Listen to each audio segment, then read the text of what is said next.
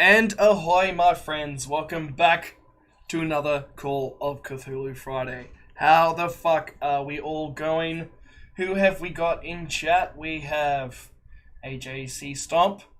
We don't need to worry about M2 because he's in the voice call. We have Smithy, Blue Collar Gaming, and Drake Starstorm, and my good friend Mez. How the fuck are you guys going? Oh, and we have Mel as well. You sneaky Mel. I did not see you enter the stream. How the hell are you all going, my dear friends? Really hoping today is the day I actually draw something. Oh, Drake, I know you can do it. I know you can do it. Mel, you are sneaky as hell. And why can't I open my drink? Probably because I've been at the gym all day and my arms are spaghetti. Oh, jeez. Hello. As we make our way to heaven. We got Taylor Woody. Thank you so much for the follow. I believe that is over on the Twitch side. Yes. Oh, you Kale, welcome to the Twitch side as well. Sorry, I did not have Restream chat on. Be with you in a second.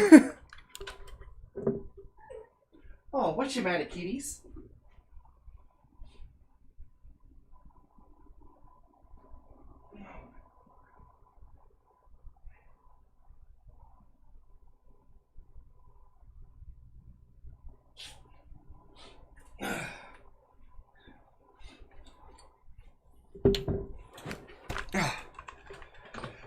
Sorry, that was my drink was getting the best me. Can we duet stream?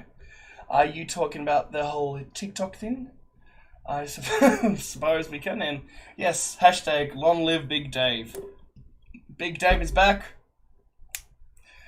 and we'll see if we can kill him this stream. Anyway, enough blabbering.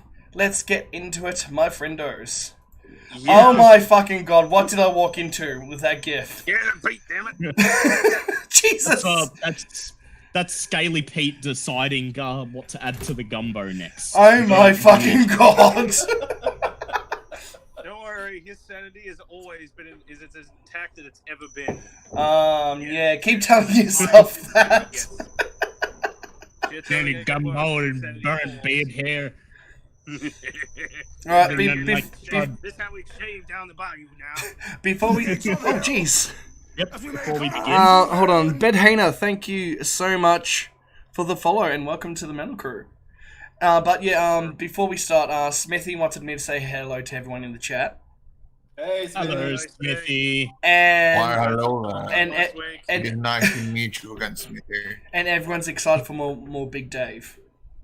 Yes, we could see hashtag long live Big Dave there in the chat. We are excited. Big Dave is happy to have my pet.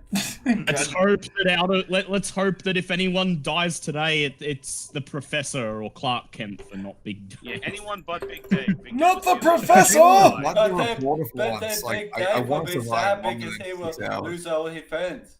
Alright, that was a big clusterfuck of voices. Yeah, that was M1 and Dave talking at the same time and just kind of... I heard Dave say, Big Dave doesn't like losing his friends. Aww. The Professor shall live! Big Dave almost went to his big grave, which was a big save, thank God. Blue Collar Gaming says Big Dave is bae. Wow, look at you go. I'm just gonna sit over here with my filthy gumbo pot. Definitely not Mel says hashtag Big Dave's Lives Matter. Only Big Dave. Only Big Dave Oh my dies with god, Wyatt. what is with all the praise for Big Dave? They love him. And Representing the less able. And Drake Starstorm, Big Dave is the true MVP. Aww. Look at that go. Alright, we need to get I'm tearing up a little here. we need to get some Big Dave chibi art going on here and I can merchandise this shit. Big Dave merch. Big Dave merch. Big Dave merch. Big Dave merch. Next week's episode can just be titled Scaly Pete and Big Dave. Go to Disneyland! Big Dave's Disneyland Adventure. I went to Disneyland in Florida once. They kicked me out because apparently you couldn't get gumbo on the Small World ride. Oh no! It's Big okay. Dave's gumbo. We will go to Japan Disneyland. All right, Oh, yeah, those guys Right. allow every all right. year, Hold man. on. Before we continue, okay. Blue Collar Gaming, Scaly Pete just smells. Smithy, Big Dave is life. Big Dave is love. Kitty on Twitch is Big Dave. Big Dave. Now everyone's chanting Big Dave. Okay. Bash's on Bash's table. Big Dave. Saga of Big Dave continues in episode 2. Of Oh my Day of god, the who Beast. changed the name to Big Dave Fan Club? When I think this episode has been cancelled, tonight is all just Big Dave? Dave's fun This is officially adventure. Big Dave Appreciation Night. Oh my god. Saga of Big Dave continues in tonight's episode. The Thing in the Well is What's that, Lassie? February. Big Dave fell in the well? better get him out. Nope. Is February 1928, almost 5 months since last week's episode. You rescued Paul Lamond from his unwilling institutionalization, and you uncovered an ancient plot by the race of Yith and their so-called servants, the Brotherhood. Entered a new year, and it's been some time since you heard anything about that horrible business. Until each of you receives separately in the mail a audio tape. I was in about to say an there's no video. envelope. Is there any videotapes Yep. in the 1920s? Honestly, No, I'm more there's not. impressed they managed to find somewhere to mail the fucking Scaly Pete, because that guy doesn't. It's like a really sit big effing reel. Yeah, well, no, you were just handed yours by a courier who looked like he was really out of his depth and wanted to get out of there as soon as possible. I have been searching for you for 6 months. What the hell?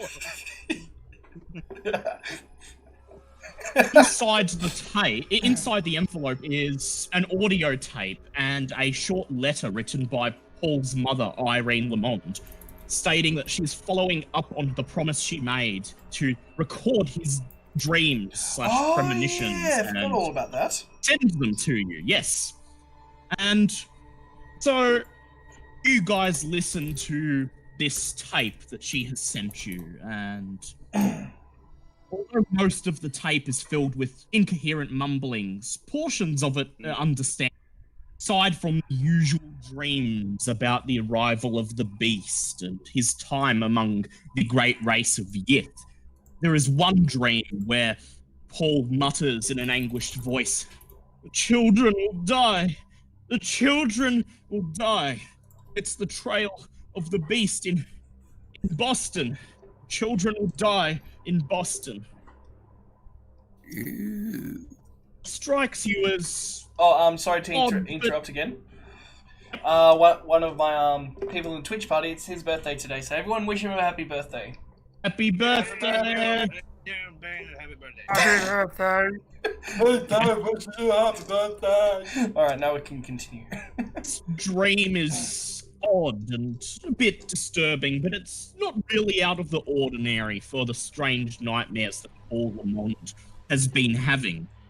That is, until later that week, true to Paul's predictions, 3 young children are horribly murdered on the streets of Boston.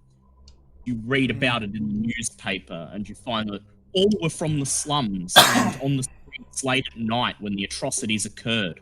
The murders were committed separately, one every other day over the space of a week.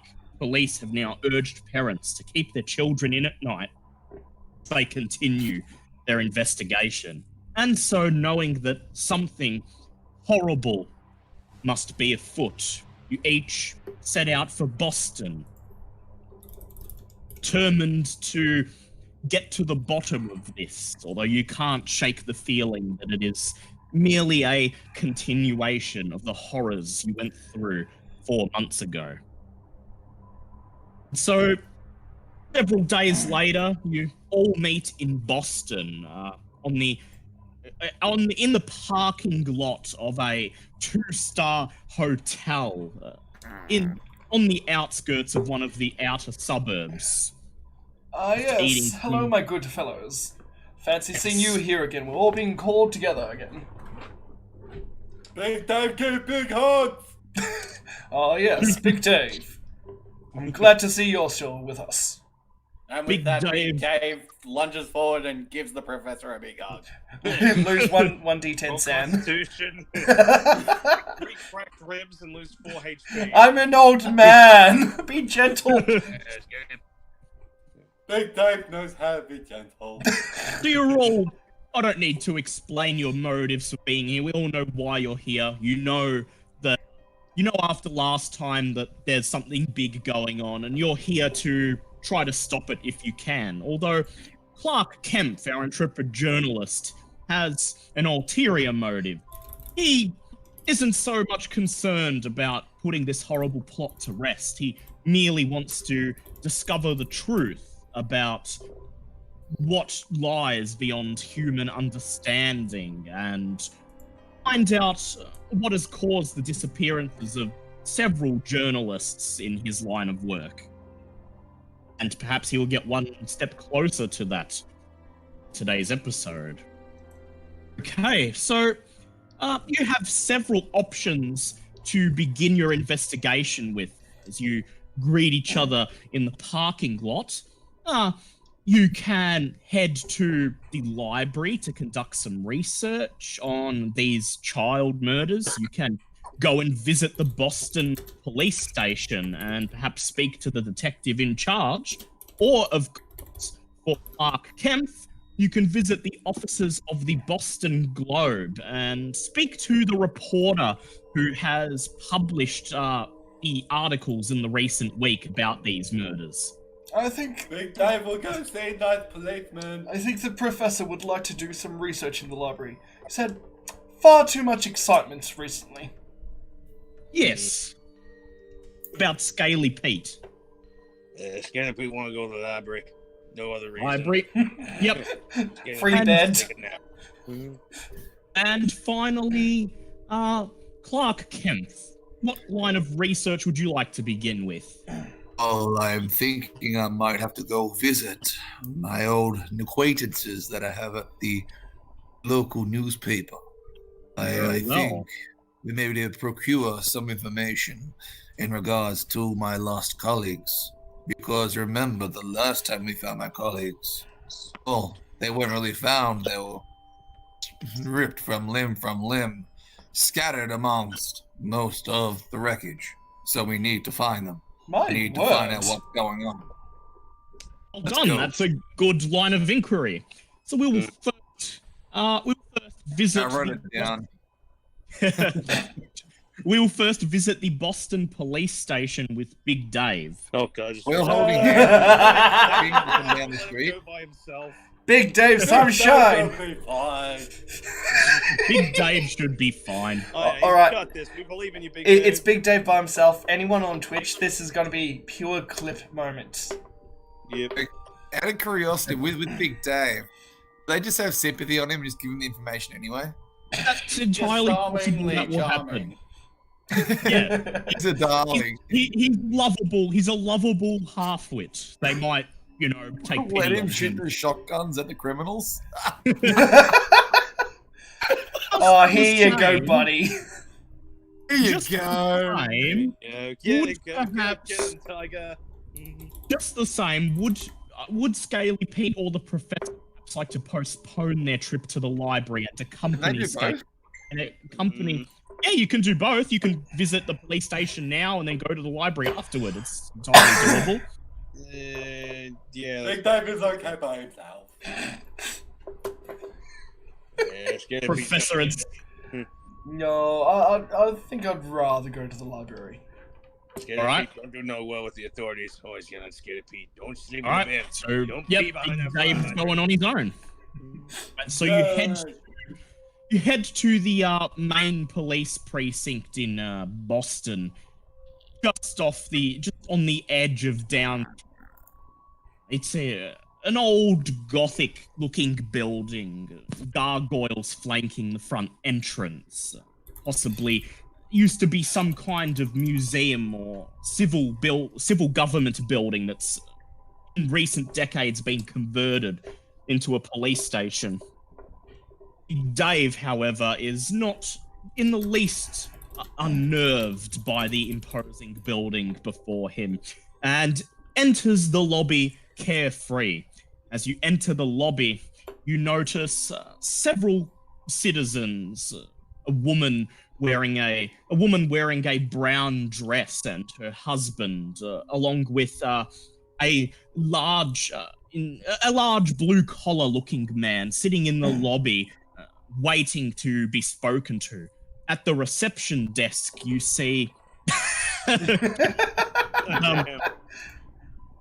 At the reception desk, you see a young woman in a light blue blouse currently speaking to an elderly bearded man. What would Big Dave like to do? Big Dave would like to wave to everyone and say, "Hi, friends!" You wave to everyone and greet everyone in the lobby. The woman and her husband just look up at you, and their gaze lingers on you for a few moments, and then they lower their heads.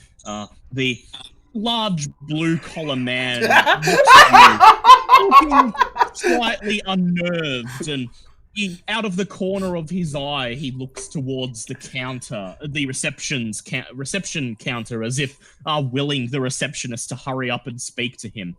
The reception looks over at you, and she gives a smile and says, "Just take a seat. I'll be with you as soon as we can." Okay, ma'am. Blue collar man. You sit next to the blue collar man. As you sit down next to the blue collar man, he fidgets just a little, and then he looks at you. Every time you look at him, he looks away, and then he reaches for one of the old magazines on the table next to the chair and begins flicking through it. But you can tell that he's not really interested because this is a woman's fashion magazine. Big Dave will offer him some gum as a polite gesture. I would like Takes you to the make gum out of your mouth. Who would like you to make a charm check, please? Hold on. I've got you actually. Roll. 1D. That is pass. Yay! You reach into your pocket and you pull out a stick of gum and you offer it to him, saying, maybe... God. maybe God. perhaps he could use something to occupy himself a bit more than that magazine. He seems to hesitate at first, but then he smiles and he takes it and he says, "Oh, gee, that's mighty kind of you." He puts the gum into his mouth and he begins to chew, and he looks you up and down and says, "Got quite the physique there on you, boy. The factory worker or a lumberjack or something like that?" Big Dave used to work in the lumberjack yards.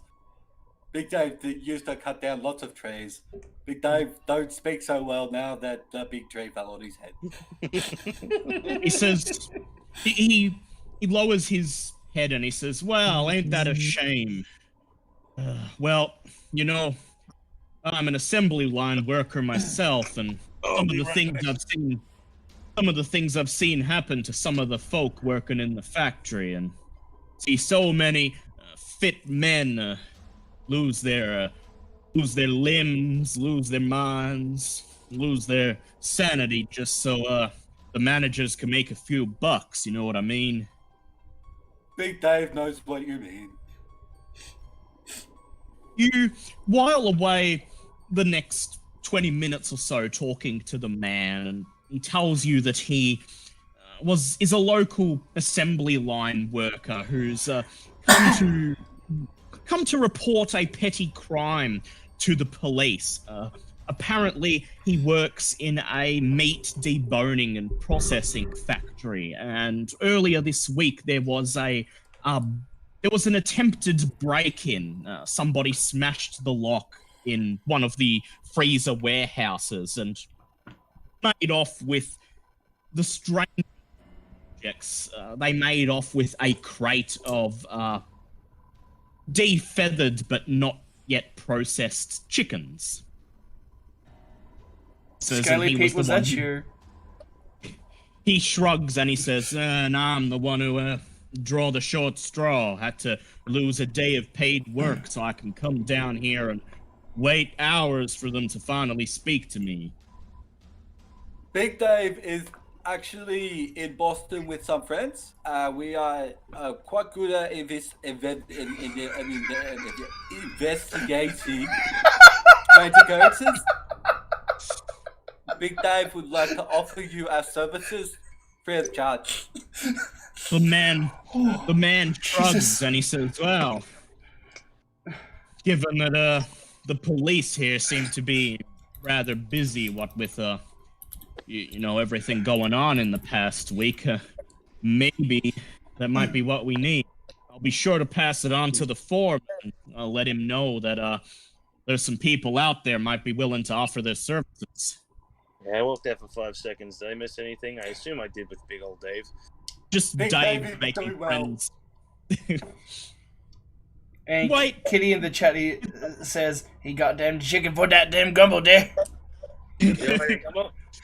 You wait for another 20 minutes, and after a while, the receptionist calls up the couple opposite you, and she speaks to them for a few moments, and then dismisses them, and they leave the lobby. She then calls up the factory worker, speaks to him, and assures him that his inquiry will be attended to as soon as humanly possible, which causes him to just shrug and sigh and leave. Finally, she calls up Big Dave, and she smiles at you and says, "And what can I do for you, sir?"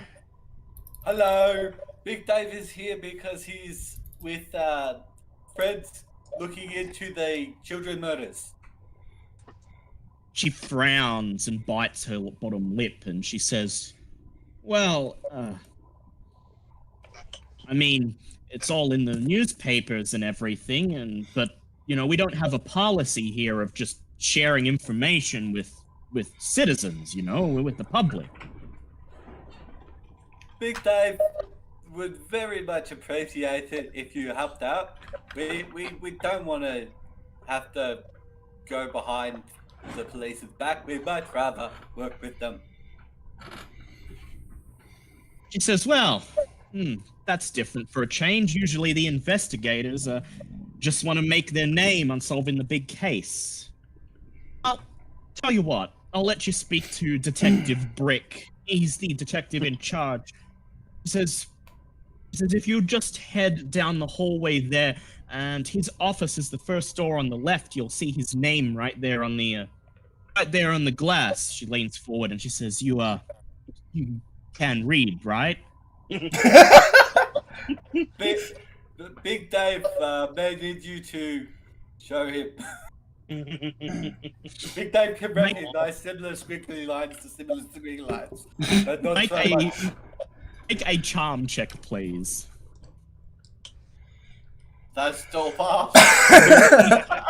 She smiles at you. Through the roof. She smiles at you, and in a half genuinely warm voice, half sort of condescending voice, she says, well, if you'll please follow me. And she stands up and begins to lead you down the hallway behind the receptionist's desk.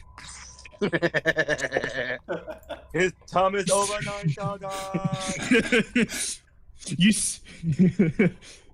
King Kai told me how to do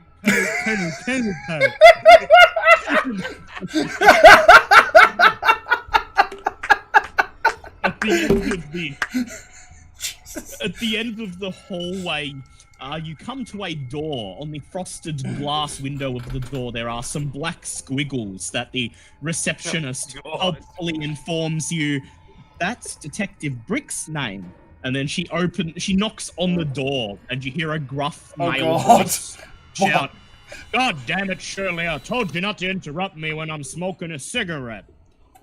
The door is pushed slightly open, and the secretary sticks her head in, and she says, "I'm sorry, Detective Brick, but we've got a," she leans over her shoulder, and then she says, "a private investigator here, and, well, they actually want to help pool their resources with us for a change." You hear Detective Brick shout. You hear Detective Brick give a non-committal grunt, and then the secretary turns to you and she says, "You can go on in, honey." And she winks at you and walks down the hallway and takes her seat back at the desk. Enter the office. You see Detective Brick sitting at his desk, his feet up on... He's leaning back in his chair, his feet up on the desk. In his mouth, he's puffing a cigarette. He looks at you and scratches his thick brown beard, and his eyes narrow, and he says, "You don't look like much of an investigator, son." Big Dave knows that appearances can be deceiving. Big Dave is part of the investigative group that found Polemon. At this, his eyes immediately perk up, and he says, "Is that so? Well, you're right then, I guess. That's what my grandma used to say. Never judge a book by its cover rings true." Your grandmother sounds like a very smart woman. He kicks his feet out at a chair that's in front of his desk, making it roll out from under the desk, and he says, "Well, take a seat, and I'll do my best to help you out." Big Dave thinks it will be probably better if I stand. I don't want to break your chair. He looks at you, and then he just merely shrugs, and he takes a puff of his cigarette and reaches into his coat pocket and pulls out a pack of cigarettes, and he says, "I really should quit these things, but, you know, with a tough case going on, you smoke, kid?" I used to, but then a tray fell on my head. He shrugs once again. He says, "Ain't that a shame?" Puts the cigarettes away, and he says, "All right, so, well, you gotta be here about the child murders, right?" That is correct. He says, "So, what do you want to know? Just all the salient facts, I take it?" That would be good. He says, "Well,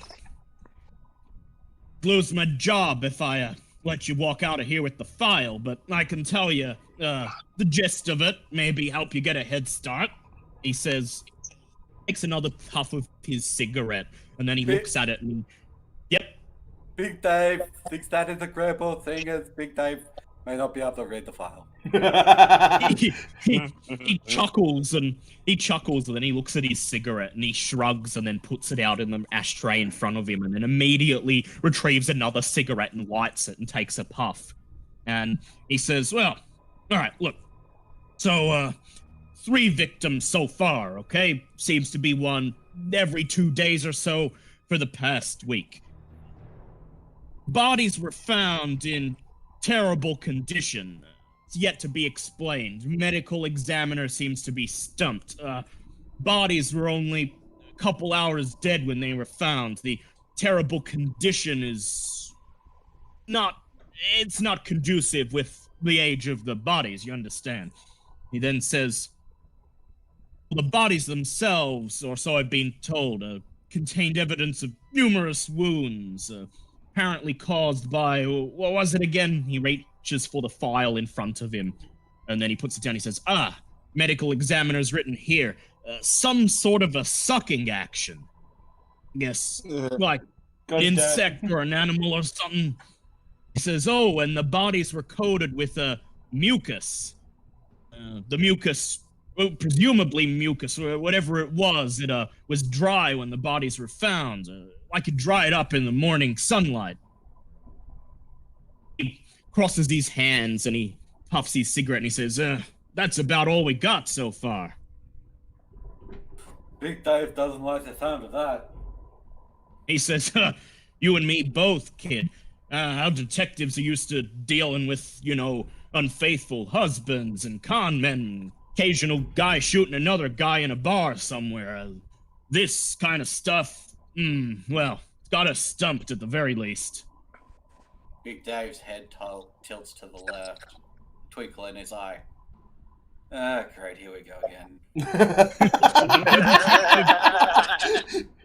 The detective looks It's up. gonna be a rough day. Detective Brick looks up and he says, "Oh, what was that?" Oh, nothing. Big Dave has said some shit. This sounds like that.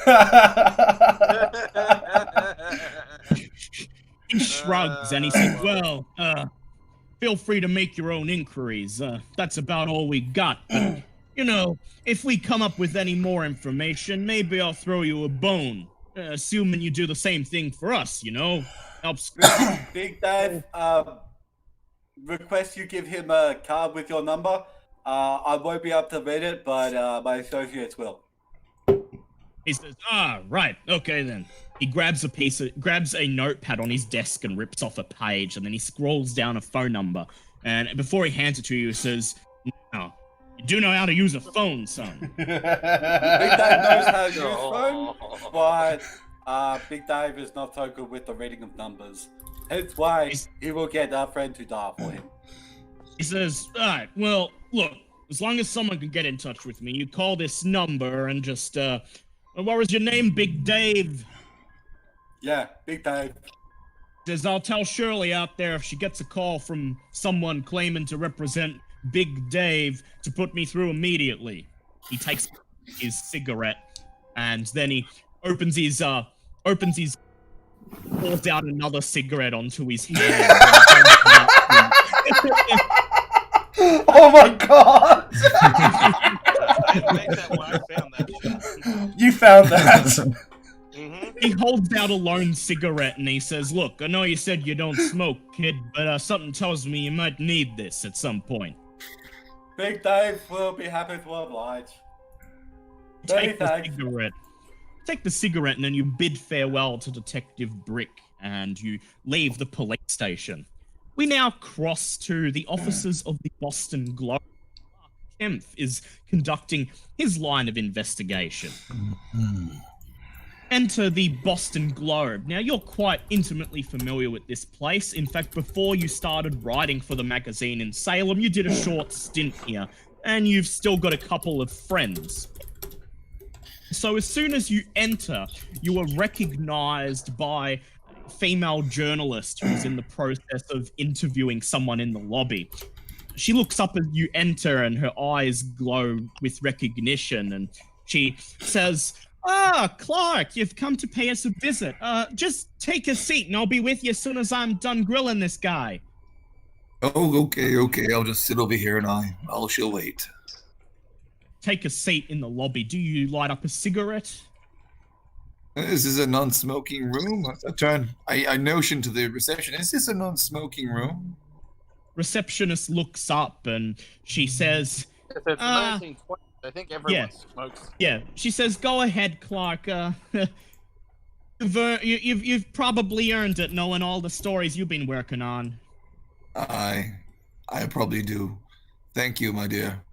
Get out a cigarette and you light it and you take a puff. Your female colleague in the lobby in front of you, you remember her name to be Luana. If you recall, she was in charge of the lifestyle section of the Boston Globe, you know, the one in charge of reporting about weddings and births and funerals. Not glamorous work, but it's pretty much what a female journalist can expect to get in the year 1929. After she's done talking to her interviewee, she shakes his hand and he pulls forward his hat and nods at her and then takes his leave. She then sighs and screws up the piece of paper in her hand and tosses it into a wastebasket beside the receptionist's desk. And then she crosses her arms and looks at you and she says, "Clark, you know what it's like. You want to interview someone and they don't take you seriously." Like always, Sheila. Like always. She says, "So, well, Been about a year since you've come to visit. Must be a special occasion. I'm actually down on business, would you believe? I'm back in town, albeit quite briefly. But I require your assistance. She winks at you and then brushes a lock of her red hair out of her face and says, "Let me guess, the murders, right?" That would be correct. She says, "Well, you'll be wanting to speak to Larry then. He's reasonably new, but I think you get along just fine." Oh, she says, can you direct me to Larry? She says, "Yeah, well, you know your old office. You want to head up to your old office, and it's the very next door after that." The old office. How I remember it. Tell me, has anyone moved in there recently? She says, no, unfortunately, it's been empty ever since you left us for Salem. Nobody's been quite game to report on the spooky stuff, at least until Larry turned up. I have to meet this young Larry. He seems quite the fiery one. Please, I shall continue. You stand up and bid her farewell. She winks at you and she says, "We gotta catch up for a drink sometime, Clark." And then she heads out the front door. Sure. In a monologue time. You head upstairs to the newsroom, to your old office. A couple of the journalists wave at you and briefly greet you as you move past, and you exchange pleasantries with a couple of them. You reach your old office. It's still empty, your desk covered in cardboard boxes and stacks of old papers. And then you proceed to the office next to it, where the name Larry Holmes has been painted on the door.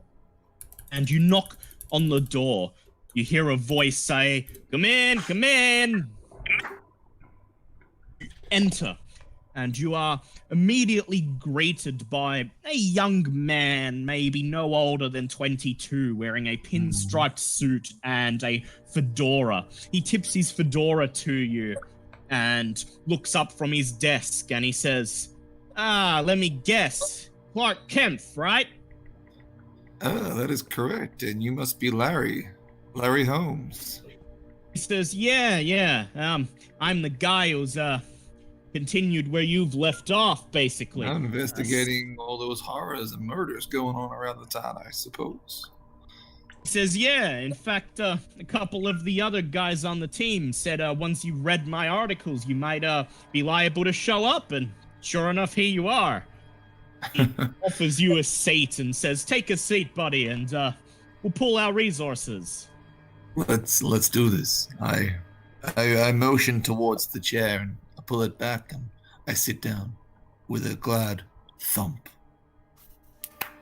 You sit down and he smiles at you and he says, "Now, before we get down to business, sorry, it's sort of a formality, but you do work for a competing publication, and so I'm gonna need assurances that we're working together on this one, and you're not about to poach my story." Well, Larry, it's not so much about approaching competitors. I am a freelance journalist just like anybody else, and I pay towards the highest bidder. So I will give you free right to do whatever you want, and I will credit you with everything. I'd like you to make a persuade check, please. Oh, fuck you, dice gods.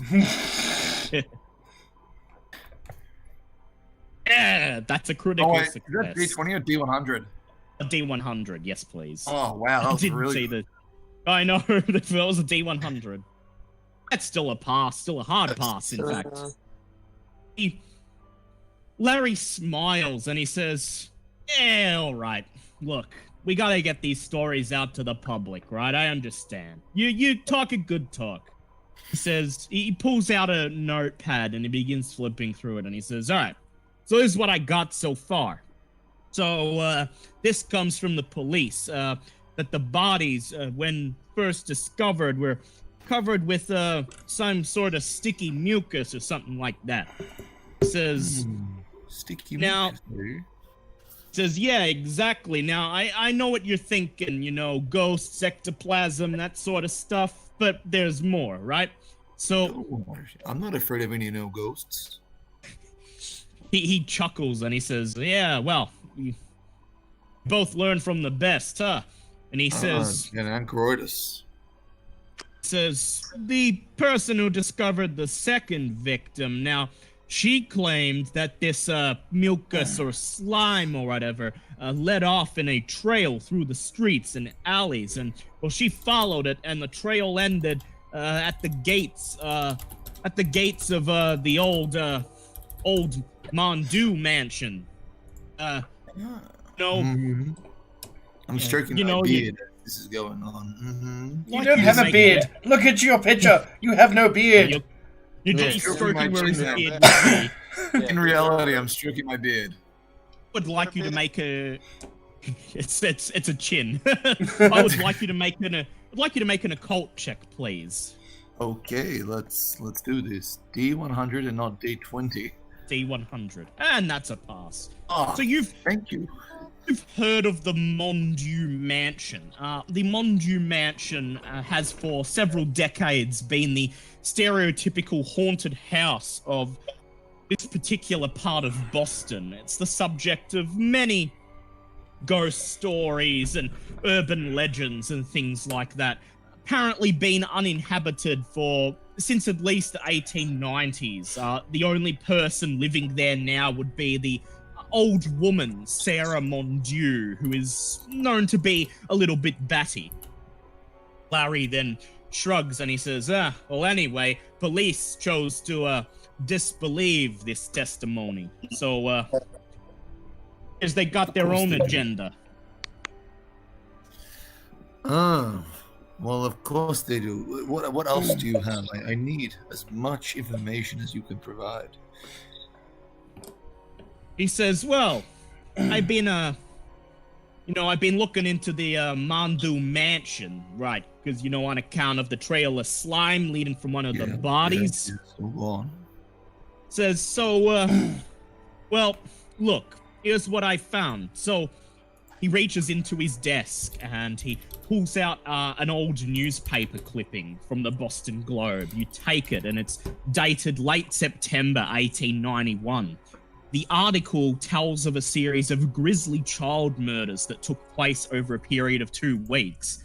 The police had found no leads in the case and had warned parents to keep their children in it. The article notes that all the murders took place near the Mondu Mansion, site of a murder earlier that same month, involving the noted physician Dr. Ambrose Mondu and his wife, Emily Halstead Cornwallis. Police did not believe the crimes to be connected in any way, and the child murders soon stopped. And he says, so apparently this kind of stuff's happened before, and it stopped, then whatever it is, it's starting up again. So, if anything, I need to go to the Mondu Mansion and find out for ourselves what's exactly going on. He says, yeah, well, rather you than me, pal. Look, I went there the other night, and the sight of the place, it scared the bejeebies out of me. I swear that place is haunted, right? He looks at you, sort of nervous, as if he's holding something back that he's too afraid to tell you about. And I gesture to Larry and I put my hand on his shoulder. I say, Larry, I know there is something you're not telling me. I'd like you to make a persuade check, please. If I fail this, it looks like I'm just aggressively groping someone. Yeah, and telling him. Well, you're trying to coax the information out of him and it ain't working. It'll be okay, buddy. See if you pass. I'll pick you up outside. Well, hey there, friend. Big Dave, how did you get in here? Pokes his head through the No, if it window. was Big Dave, you wouldn't have to roll the check. Big Dave is just life. Oh, no. Would you like to push it? What's my persuasion? 70. You know what? For 14 points. You're gonna spend the luck? Oh, Oh no! Don't do that. 14 lost You- points you could- right you off the could- bat. You can just push it if you want and try to roll again, but yeah, you'll make the we'll risk. push it. I'll do a push. Yeah, Force. on a- Roll it on a again. on a 17 Push should be that. okay. Woo! Yeah. Oh, big save, He- big win. Phew, Look at you. almost making out with Larry. Big winner, big winner.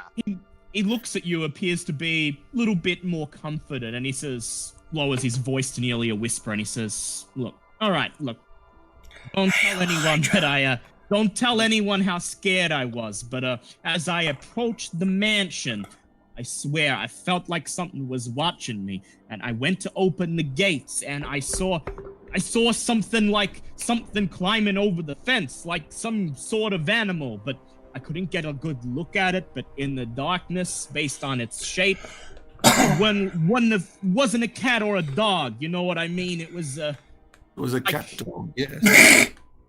just like whatever it was. Oh my god! Oh, I need that mug. Liquid on insanity. Liquid sanity. Like whatever it was, like it had like antenna or tentacles or something like that. He says, well, I must have just maybe I drank a little bit too much the night before, or maybe I just been a little bit overstressed working on this case. You know what I mean? Sighs and shakes your hand, and he says, anyway, Clark, it was good getting to know you, and I hope anything that you find out might get to the bottom of this whole mess. And as I walk to the back door and I thank him for his time, I turn around in a sea of admiration. I say, Larry, what you're doing is amazing. You will become a great reporter one day. That But doesn't until sound then, creepy at all. I am the No, greatest. I was gonna of all say. time. He nods and he says, Wow. he says, so long as I don't end up like a poor old James Delacroix, know what I mean? I know what you mean. I found his fingers. Jesus. Larry Don't worry. chuckles. I was gonna say, don't worry. I'm next. Wait, what? Larry chuckles darkly, and you shut the office door behind you. We cross to the Boston General Library, where the professor and Scaly Pete are conducting their line of inquiry. You arrive at the Grand Boston Library, a big 3-story old building. You arrive at the Boston Grand Library, a big 3-story colonial building, red brick, marble white pillars out the front, and a big staircase. Enter and find yourself faced with 3 floors filled with rows upon rows of ornate shelves stacked with dusty-looking tomes. I dare say, Pete, we might have our work cut out for us. This place is quite big. Yeah, and I can't read no good. We best look for someone to direct us. So I would like Scaly to make a charm check. Oh god. Oh god. Oh god. And I'll have you know I'm quite charming, thank you. Mostly because people don't want to have to deal with me. I don't think that's called charm. I think that's called disgust. Yeah, whatever you want to call it, I rolled a 3, so stuff it. Oh damn. Full of rows on the first floor until you find a young librarian sitting with her hands on a book trolley, pulling books off the shelf and exchanging those with the stack on her trolley. As you approach, her face screws up as if she's just smelled something. Oh, come on, it's a public library, as if they're homeless people. And then she turns towards you and does her best effort to hide her screwed up face. And she says, oh, hello there. How can I help you? Good. Is it evening or morning? Yeah, it's about, it's an early afternoon. Yeah.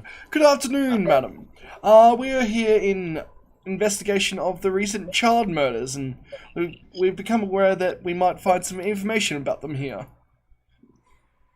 she looks at you and she thinks for a moment. And she says, well, look, probably nothing up to date in here. You might find some old newspapers around. She points to the second floor. She says, and maybe that might provide a lead you can follow. Yes, thank you very much. Yes, anything would do. Yeah, just point us in the direction and we'll be on our way. If I need you, I will come search for you directly. With her help and thanks to some charming from Scaly Pete, you convince her to point you towards the old newspapers. And after just a few minutes of searching, you find the same old article that Clark read about the murder, about recent spate, the original spate of child murders in September of 1891, about the double murder of Dr. Ambrose Mondieu and his wife, and how all of the murders took place in relative vicinity to this mansion. And now that you have the lead of the Mondieu mansion, you may conduct a library check to see what you Dale, can you're find. cutting in and out a bit. Dang it. And yeah, now that you have the name of the Mondieu mansion in mind, you may conduct library use checks to search the library. Quick question. The newspapers that they have here, are they free to take, or are they just strictly at the library use? Well, they're archived, so you'd presumably have to check them out. Mm-hmm. Are you doing this for like a investigation thing or just some sort of betting for Scaly Pete? Pete needs new socks. Wait, Professor? Yes. Would you like to write down the name of the Mondieu Manor on a piece of paper so you can tell Scaly Pete to look for this word? We can help you. Yes, get the closest pen and paper and just write it out in big bold letters. Okay, Yes. I would like you Yes. to make an own language check, please. All right. Who, me or him? Him. All right. That is a 2. Yeah. Right, you've written it in a format that Scaly Pete can read. I would now like Scaly Pete to do an intelligence check, please. Oh no. This will be fun. Oh shit, that's a 3. Holy shit! Ooh, there we I go. recognize him, Scaly Lands. You basically got a really big red fucking marker and have Yeah. just written it in like bold fucking letters. Pretty I much. would now like the professor to make a library use check with advantage, because Scaly Pete knows what to help look for. Alright, let's see that. Oh, I don't think I can beat an 11. I think that's fine. Yep, the other one was a 23, so anyway, that's an extreme success. You and Scaly Pete fan out, and you each take a floor of the library, and you spend about an hour or 2 carefully combing through all the books. And you find a couple of things of note. The first of all is in an old newspaper, an obituary dated July 4th, 1891.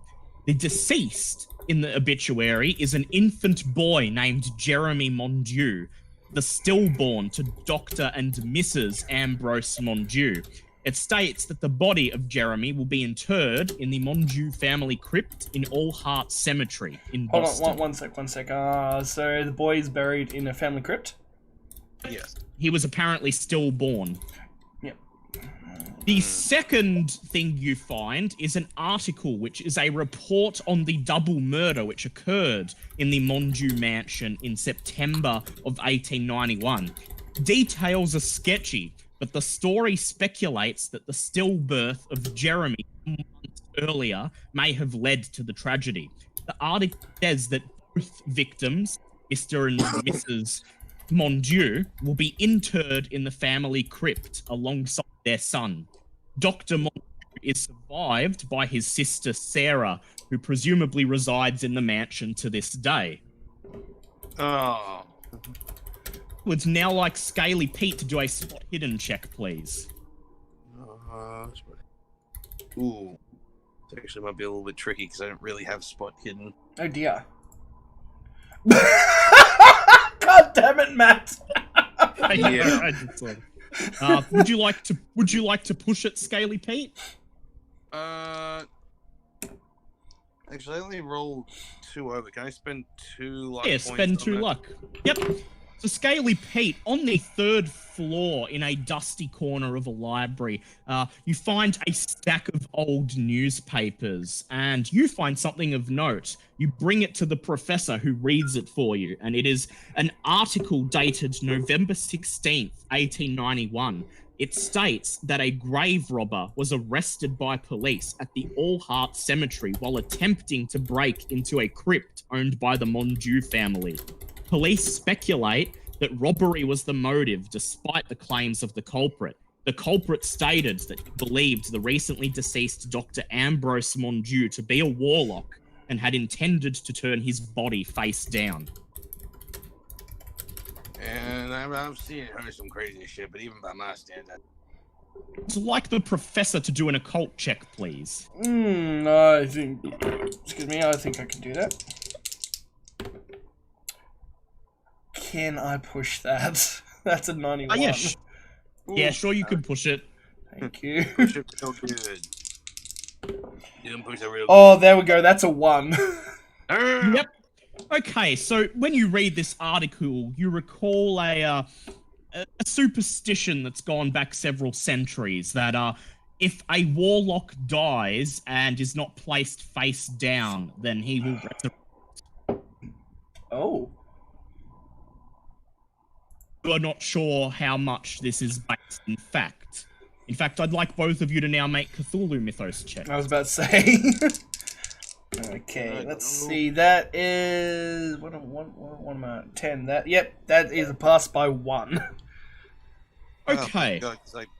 Whatever, mine. So, you believe that there may be a kernel of truth to the idea that warlocks can resurrect, or that at the very least, they can achieve some degree of immortality. If not buried face down. Yeah, but Okay. you believe that... but here's the thing. You believe that the turning them face down part is just superstition. Is there anything else in the library the professor could use? Probably not, because he can't read, but... No, me. Yeah. Well, you seem to have found most of the pertinent information. Is there anything in particular you'd like to look for? Yes, the professor would like to see if there's any more occult books to study up on. Very well. Make an occult check, please. While he's doing that, can I make a quick sleight of hand check? Yeah, go ahead. The hell are you doing? Stealing newspapers, I think. Well, that's a 34, so that's a big pass. Alright, that is a pass, that is a 10. Alright, so first of all, Scaly Pete, when the professor goes off to scan the library for occult books, you grab a handful of newspapers from the stack of old newspapers and you make sure the coast is clear and then stuff them into your rucksack. This is my first library I've been to. Oh, that's not just a pass for me, that's a critical pass. You find a rather strange and obscure-looking tome tucked away in one of the furthest, darkest corners of the first floor. There is no title on the cover, and the only... Sorry, call it Cthulhu, Dark Corners of the Library. And the only identifying mark on the book is a strange symbol. Appears to be an octopus or squid carved, embroidered on the spine. You wish to read this? Yes, the professor would like to study up on the occult. Very well. So first of all, I'd like you to make a sand check, please. That is... What is my sand? Yep, that's a pass. Yep. So you don't lose any sanity. Oh, but neat. you flip through the book, and most of it appears to be relatively simple superstitions and other myths. But there is one thing that catches your attention towards the very back of the book that may be noteworthy. And it is a short description of a dimension that exists beyond the fabric of time and reality, and that within this dimension there are unknowable creatures capable of afflicting atrocities on the human mind, or worse. Would like you to make a Cthulhu mythos check, please. Alright, let's do this. That is a... No, not a pass. So unfortunately you can't tell what this thing is, but the description of it disturbs you. Something that exists beyond the fabric of reality, and according to this book, is able to break through into the real world at any random, inopportune time and snatch somebody to be its victim. The professor would like to pocket this book. Yes. Make a... Actually, no one's gonna see you. You could just pocket it. That's so he pockets shit and everyone's fine with it. I pocket something and everyone's Well, look at you. He's in a dark corner of the library and Yeah, is a no, distinguished professor. You're a homeless guy in the newspaper archive section. That seems to be everything that you can find in the library. So with your knowledge and newly acquired tomes, you bid farewell to the librarian, who is rather furiously scrubbing the carpet where you approached her before. I cleaned my feet last week. And you leave the library. So you all reconvene at the hotel where you are staying, and you convene in your hotel room and tell each other all of the things you've gleaned from your first round of investigation. Pete, I'd like you to do a cook gumbo check, please. Yay! Oh, he's talking about gumbo? Oh man, I can tell you all sorts of gumbo. You know the best sort of gumbo to have? Extreme I gumbo. make all sorts of gumbo. I make all sorts of gumbo. worm gumbo. Hey? Yeah, it's Please pass. don't. Yep. Just so- normal pass. As you... Yeah, just today. Just a normal. Yeah, so unfortunately you don't get any benefits from eating it, but it is still tastes nice as usual, as you served a bowl that you slowly eat over the course of a late lunch while you divulge information to each other. And Professor, I'd like you to do a spot hidden check, please. Professor would like to look around wherever we are. That is a... What is my spot hidden at? That is... Can I use 2 luck points? Yes! Yeah, go ahead. As you grab a spoonful of gumbo and raise it towards your mouth, you notice something floating in the juices. Oh, and you God. reach in and you pull it out, and it is what appears to be a tiny shred of paper with words reading, "Lincoln assassinated." Skinny Pete, what have you done? What have you put in this gumbo? Oh, you know, just the usual things: bit of potato, bit of carrot, bit of fruit. Yeah, Well- you know, little bits of other things, just to spice things a bit. Well, what is this newspaper? Oh, you know, I hear pretty really good to bring out the information. I've heard of brain food, but this isn't quite exactly what I had in mind. Well, look, while we're in Boston, maybe I'll get my hands on some shrimp. You ever had shrimp gumbo? I tell you, shrimp is absolutely fantastic. You gotta know that shrimp. Yeah, shrimp is like the food of the sea now. And you get your pineapple shrimp, you get the lemon shrimp, coconut shrimp, pepper shrimp, you get shrimp potato, shrimp burger, shrimp sandwich. I tell you, if I can give you some shrimp gumbo, I'd die happy, man. Oh my fucking god! Yeah, Everyone make a sanity check. Yeah. I would actually like everyone present to make a sanity check. Oh Jesus! except for Scaly Pete. That's a fail. Oh, that's a pass. It's not okay with this. That's a What? pass. Gumbo. No, I take a sanity check for the fourth wall breaking. Yeah. Oh, God damn you, Angus. What have we learned? Oh, Okay. Everyone who failed, you lose just 1 sand point as None question the gumbo. Scaly Pete regales you for almost an hour on the various types of shrimp gumbo he can make, and all of down to the exact detail of how long he boils them for. Oh my god, can someone on Twitch please clip all this? God fucking damn it. Oh. Ooh, that was the glorious. friends that we have. Right. So after Pete's cooking lesson, it's about 3 in the afternoon. You've had something to eat. You've passed some information back and forth. Your brain Unpacked your stuff in the hotel room, and you have a couple of avenues of investigation here. The obvious one, of course, would be to head to the Monju mansion and look around. You also may head to the All Hearts Cemetery and examine the Monju family crypt. Quick question. We Yep. all in the same room now? Yes. Alright, cool. Let's go to the store and get some stuff. Yeah, you may also go to the store and buy supplies, guns, whatever you need. I notion to the group.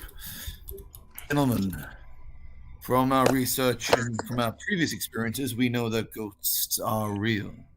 We know that what we are here to confront will be both horrifying, terrifying, and quite esoteric to all of us. It is essential that we stock up with supplies to not make this our final stand, but so we come back, not in pieces. I gesture to all of them. We need to survive this. I just want to run. Okay, I'd like to point out, since when was Clark Kent voiced by Winston Churchill? Yeah. That's how he. I was That's gonna just how say. he speaks now. But he does raise He's a German. good point. He does raise a good point. You know that these murders have occurred somewhere in the vicinity of the Monju mansion. You know there was a double murder there several decades ago. And even if you're not visiting there yet, even if you're only going to the cemetery, after what you went through several months ago, perhaps it is a good idea to stock up on supplies and maybe make sure you're able to defend yourself if the occasion arises. Yes, the professor is sick of being unarmed. You probably would like to buy a gun. Yes. His pen and pad has not been doing very well. Hey, as a hey, weapon. at least I had a lamp last week.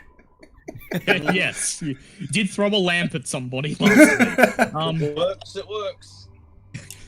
So, as a group, you leave your hotel room and you lock the door, and you head back into the Boston interior to find a to shop around for supplies. I would like all of you to do credit rating checks, please. Okay, credit range. Oh, shit, I forgot to pay off the car. Fail. That Fail. is. That's one fail. That's a pass. Oh wow, nice. 2 passes. Okay, so it all depends on Yes. and that's a pass. Okay. So You Yeah. fail. So the party passes, and it was all because of you, Clark Kent, passing your check. So, drive around for an hour or two, just scoping out the local general stores and gun stores and other places of note. And you're trying to look for places that are inconspicuous and have a good range, but also aren't completely expensive, where you can buy good, cheap, reliable stuff, and you eventually arrive at a store at the end of a side street just off a market, just off a community square with a sign reading Jefferson's Pawn, Pawn for those who thought otherwise. God damn it. Dave.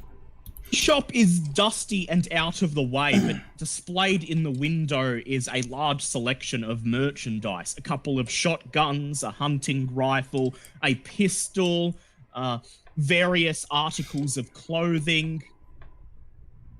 And so you're confident you'll probably find what you need in here. As you enter, a little bell tings as the door opens, and immediately you're accosted by a cloud of dust. All right. Once the dust subsides, you find yourself staring at a bald, overweight man wearing a dirty white baggy shirt who's watching you. He scratches his bald head and he says, customer. Let me guess, you want to hawk your family heirloom so you can pay off the car payments? Dale, before you continue, what page is guns on the rulebook? It is starts at 410, I believe. 410, alright, thank you. I'll just quickly check in my own book here. Oh, my book should be coming next week. Yes. Let's see, 400. It is 403. 43, thank you. This is where the list of supplies are. Out of curiosity, is a pistol generic, or do you have various forms of a pistol? There are Whether it be a various. revolver? Yep, there are various specific pistols. You at the moment have the 38, which is the second weakest pistol. Would you be looking to upgrade? I'm definitely considering an upgrade. Also, it depends on I'd how much like- money you got. So, first of all, Clark Kempf, I'd like you to make a firearms check, please. Oh yeah, also, sorry, did we end up getting paid from last week? Yes, you did. Right, You were given 2,000 divided by 5, so you were given $400. yeah, Oh, okay. $400 each. Alright, thank you.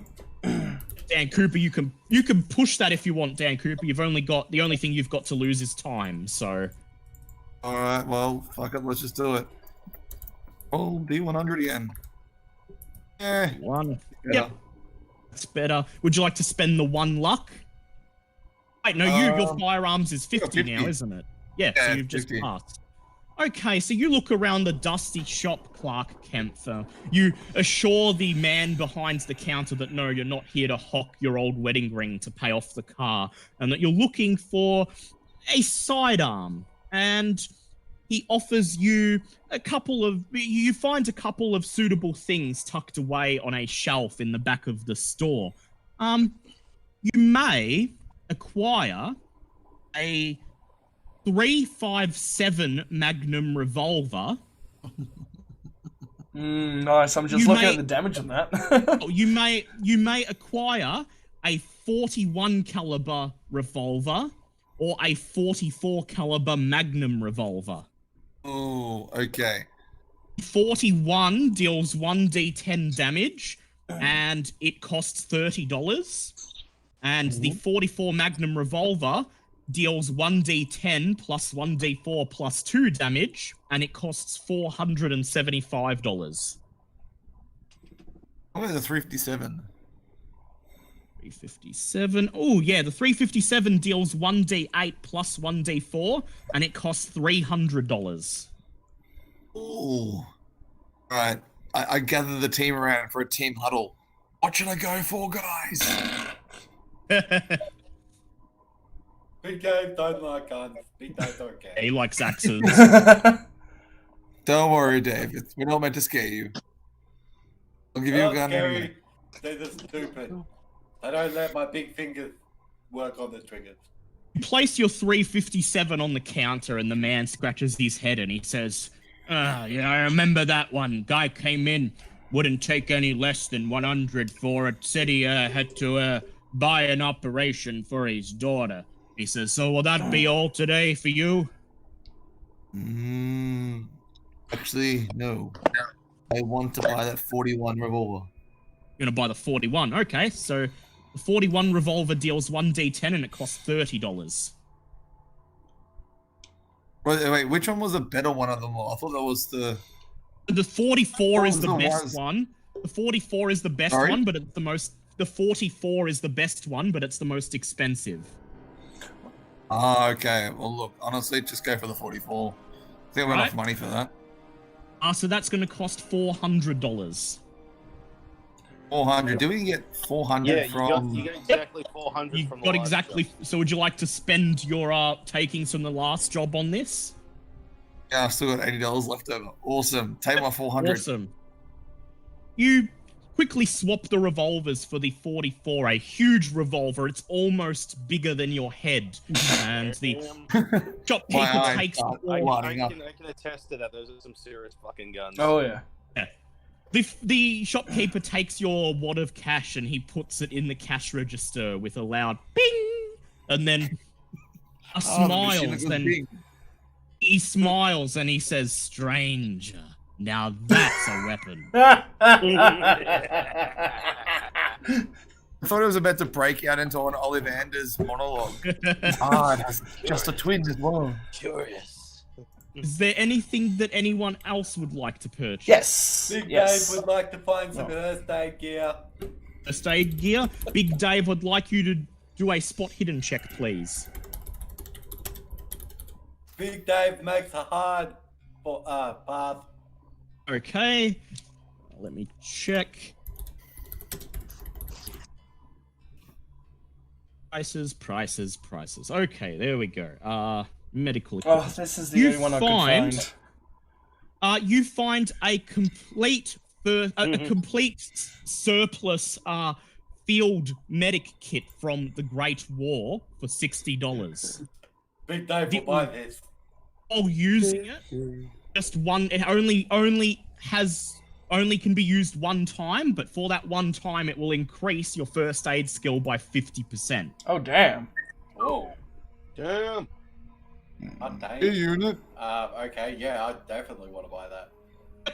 Okay, so you hand over $60 to the shopkeeper, and he's surprised when someone such as you hands him a large amount of money, and the cash register goes ka-ching once again as he places the money into the cash register.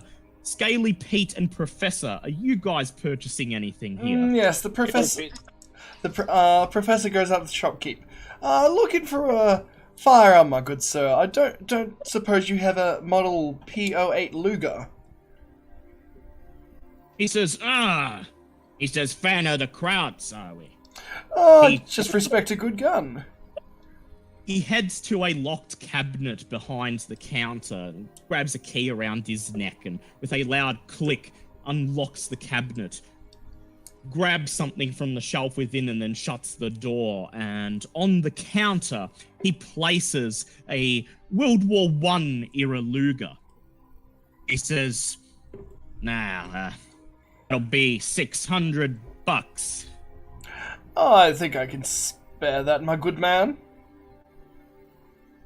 Reach into your pocket and you hand him the $600. He tries to put it in the cash register and then realizes that the drawer's already full with money. So This he just This guy's going to take like the next month off because he doesn't need to go. so he just stows the cash into his pocket and then he smiles and he says, "Is there anything else?"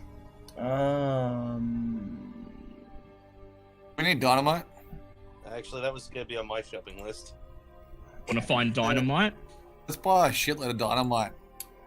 Luger. Big Yeah, Dave is good at throwing stuff.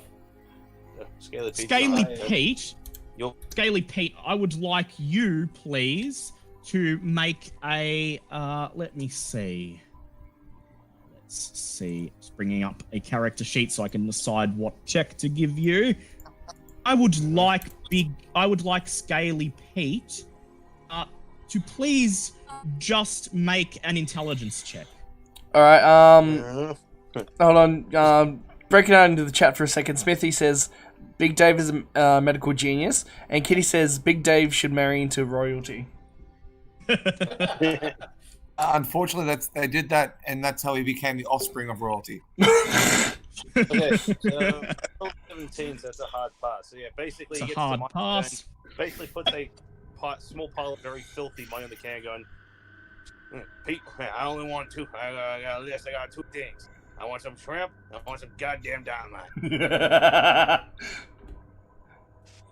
The shopkeeper looks at you and he says, well, dynamite I can provide. He reaches under the counter and he sticks 2 sticks of dynamite on the counter and he says, that'll be $100 for both of them. He says, now as for shrimp, well, want to check out this guy. And he reaches for a piece of paper and writes down an address and he hands it to you. He says, go down to the harbor and give this guy a check. He's got the freshest stuff. That's good shrimp.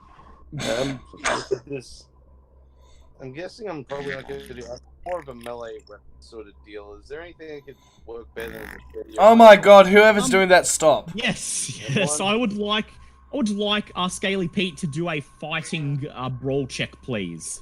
Oh, you know, this I can work Oh, with. sorry, that was me. I had something bad for dinner. We know. Yeah, that's a critical pass. Okay. You have multiple options to choose from that you can see here in the store. A very intimidating looking metal baseball bat. Oh my god. Interesting. Go on. And you have what appears to be an old cavalry saber. Oh. And finally, tucked away behind a dusty box of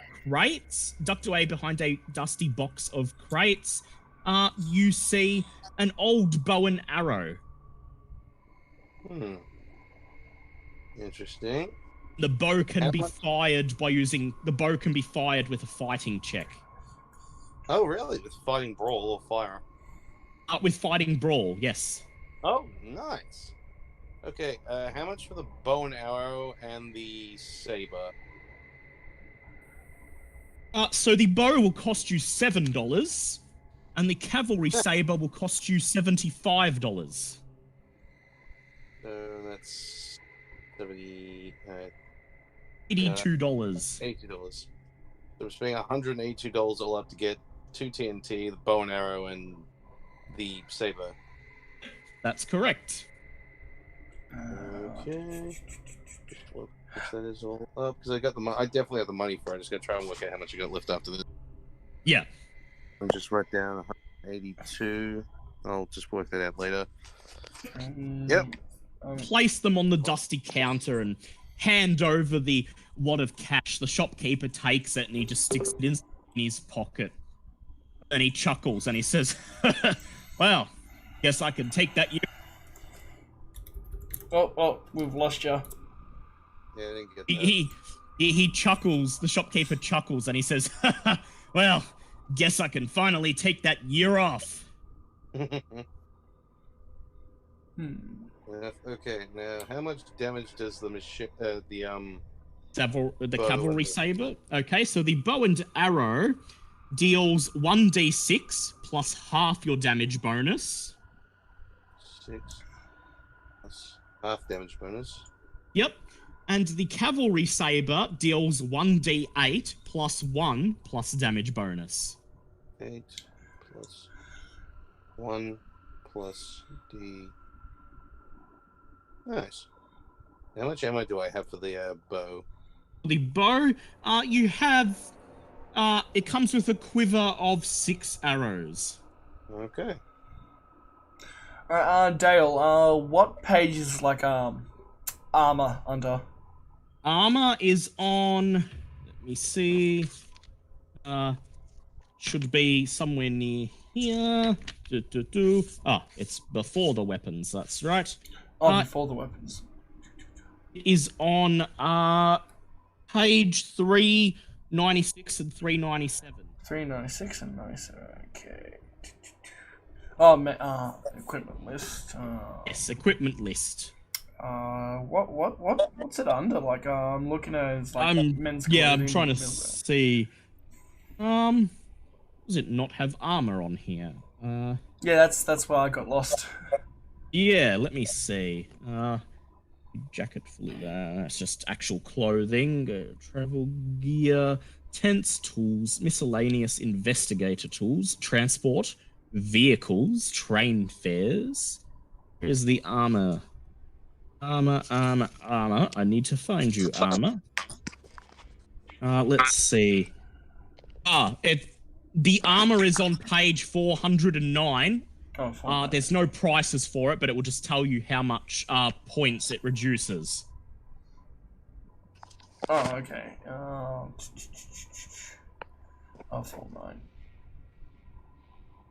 409, and you'll see it. It reduces.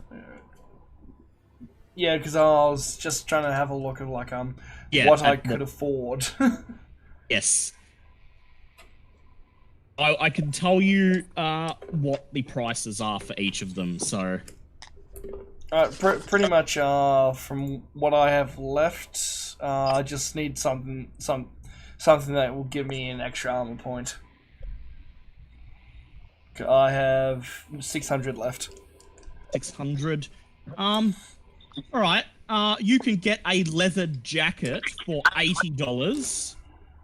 Or you can get a World War I vest for $300.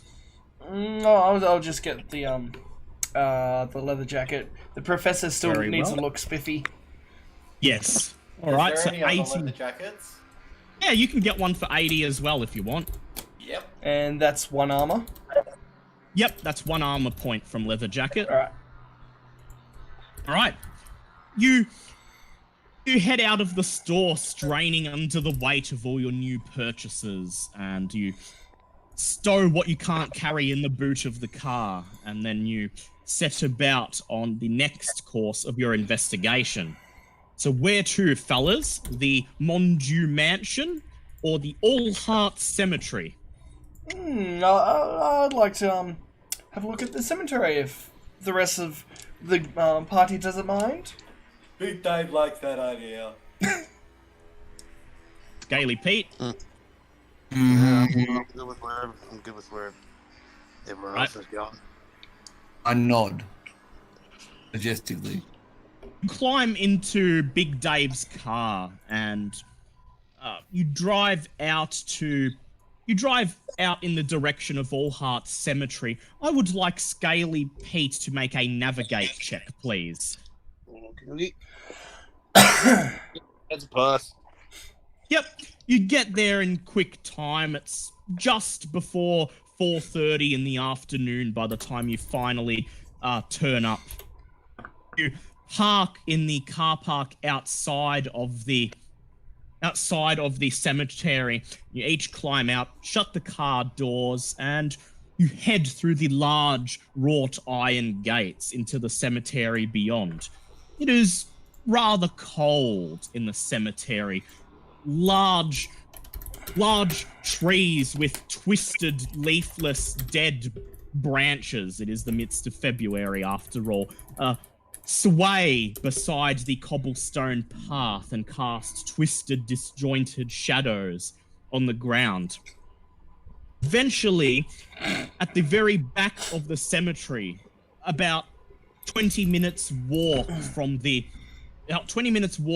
entrance, you come to what is apparently the Mondieu family mausoleum.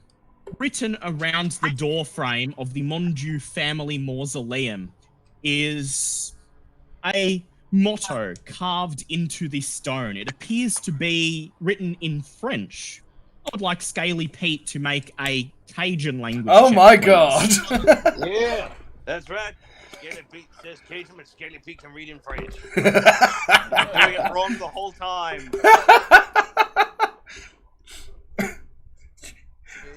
And yeah, that's a pass.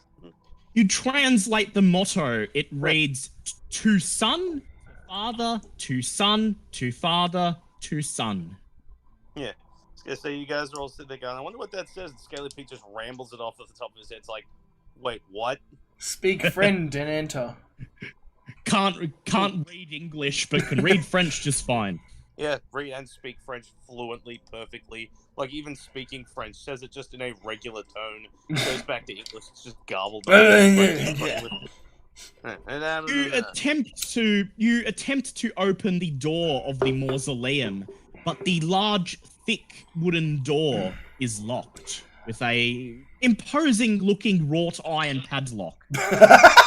Yeah, that's Pete leaving the store.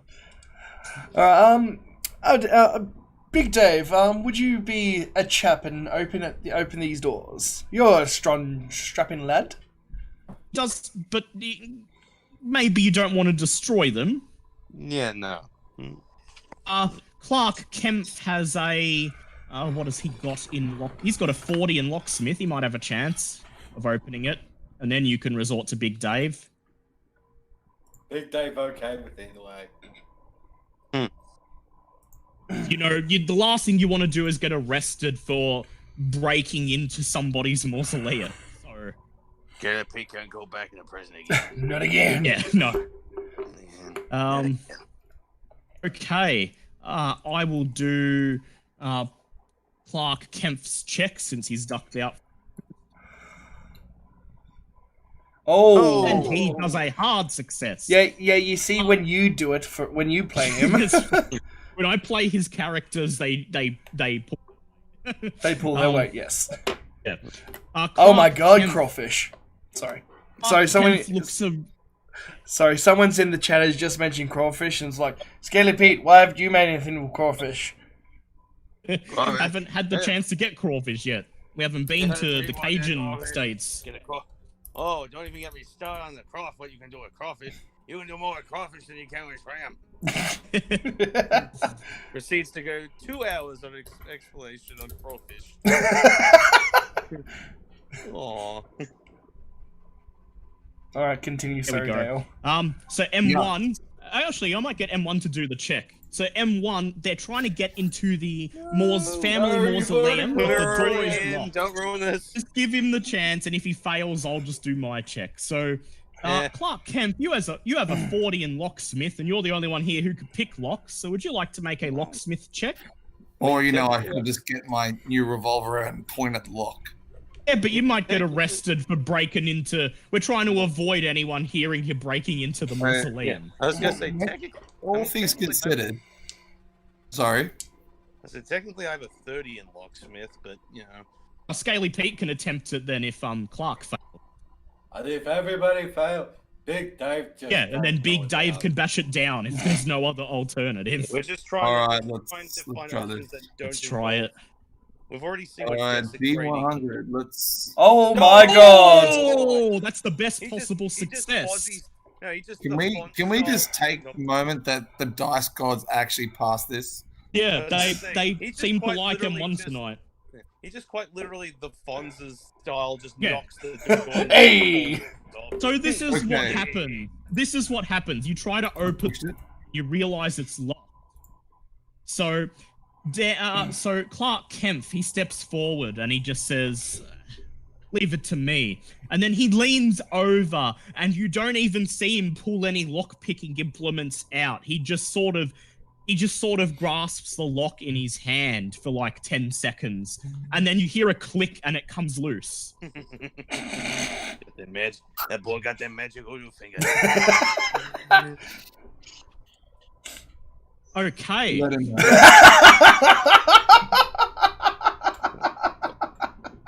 Sorry. May now enter the family mausoleum. Would you like to enter? Only if we're jumping with hands. Yep, you can. No. What? No. Entering with weapons drawn or just entering? Well, knowing how good this has been, do you want to have your weapons drawn? Because, we're on the suspect path of some trippy, ghostly shit. Yeah.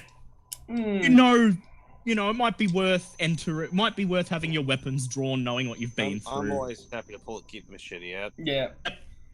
You all pull your Everyone, weapons guns at the out. ready. And who's pushing the door open? Dave, I believe it's your time to shine. Alright, Dave. Okay, Dave creeps forward, his hatchet in one hand, and he bares his arm and he slowly pushes the door open, revealing pitch black darkness on the other side and silence. No one forgot to buy goddamn lanterns. Yeah, No, it's okay. We got candles. Yeah, you got. Yeah, he's got stuff. Okay. Actually bought stuff last week that you never ended up using. And like with candles. your weapon, and he's also got a camera with a flash if he needs to. So, if your weapon's drawn, you steel yourselves and creep beyond the threshold into. Is there anybody in here? I would like everyone present to make sand checks, please. Oh, Jesus. Alright. Even me? That is a Yep, pass. even Big Dave. Especially you. Yay! Especially... Yay! Oh yeah, pass back. Country Yeah, mile. that's a 31. Pass. And the people Okay. that like to, hey, I was gonna say to the lovely people that like to yell out loud inside of a quiet Mausoleum. just one thing. This. Um, Nope, none of that. listen to Bardock, he knows what he's talking about. I can see the future! So you, those who passed, you lose 1 point of sanity. Those who failed are 1d4 sanity, but I don't think any of you failed. Inside the mausoleum, as you enter, Clark Kemp strikes a match and lights a candle so you can see. And then, in the flickering firelight, you make out at least stone coffins lining the walls inside of the mausoleum, each one bearing a member of the Mondieu family's name. Mon Dieu. Mon Dieu, No, not Mountain Dew. You're Dew. falling up in the back of the head. are they relatives of the Fondues?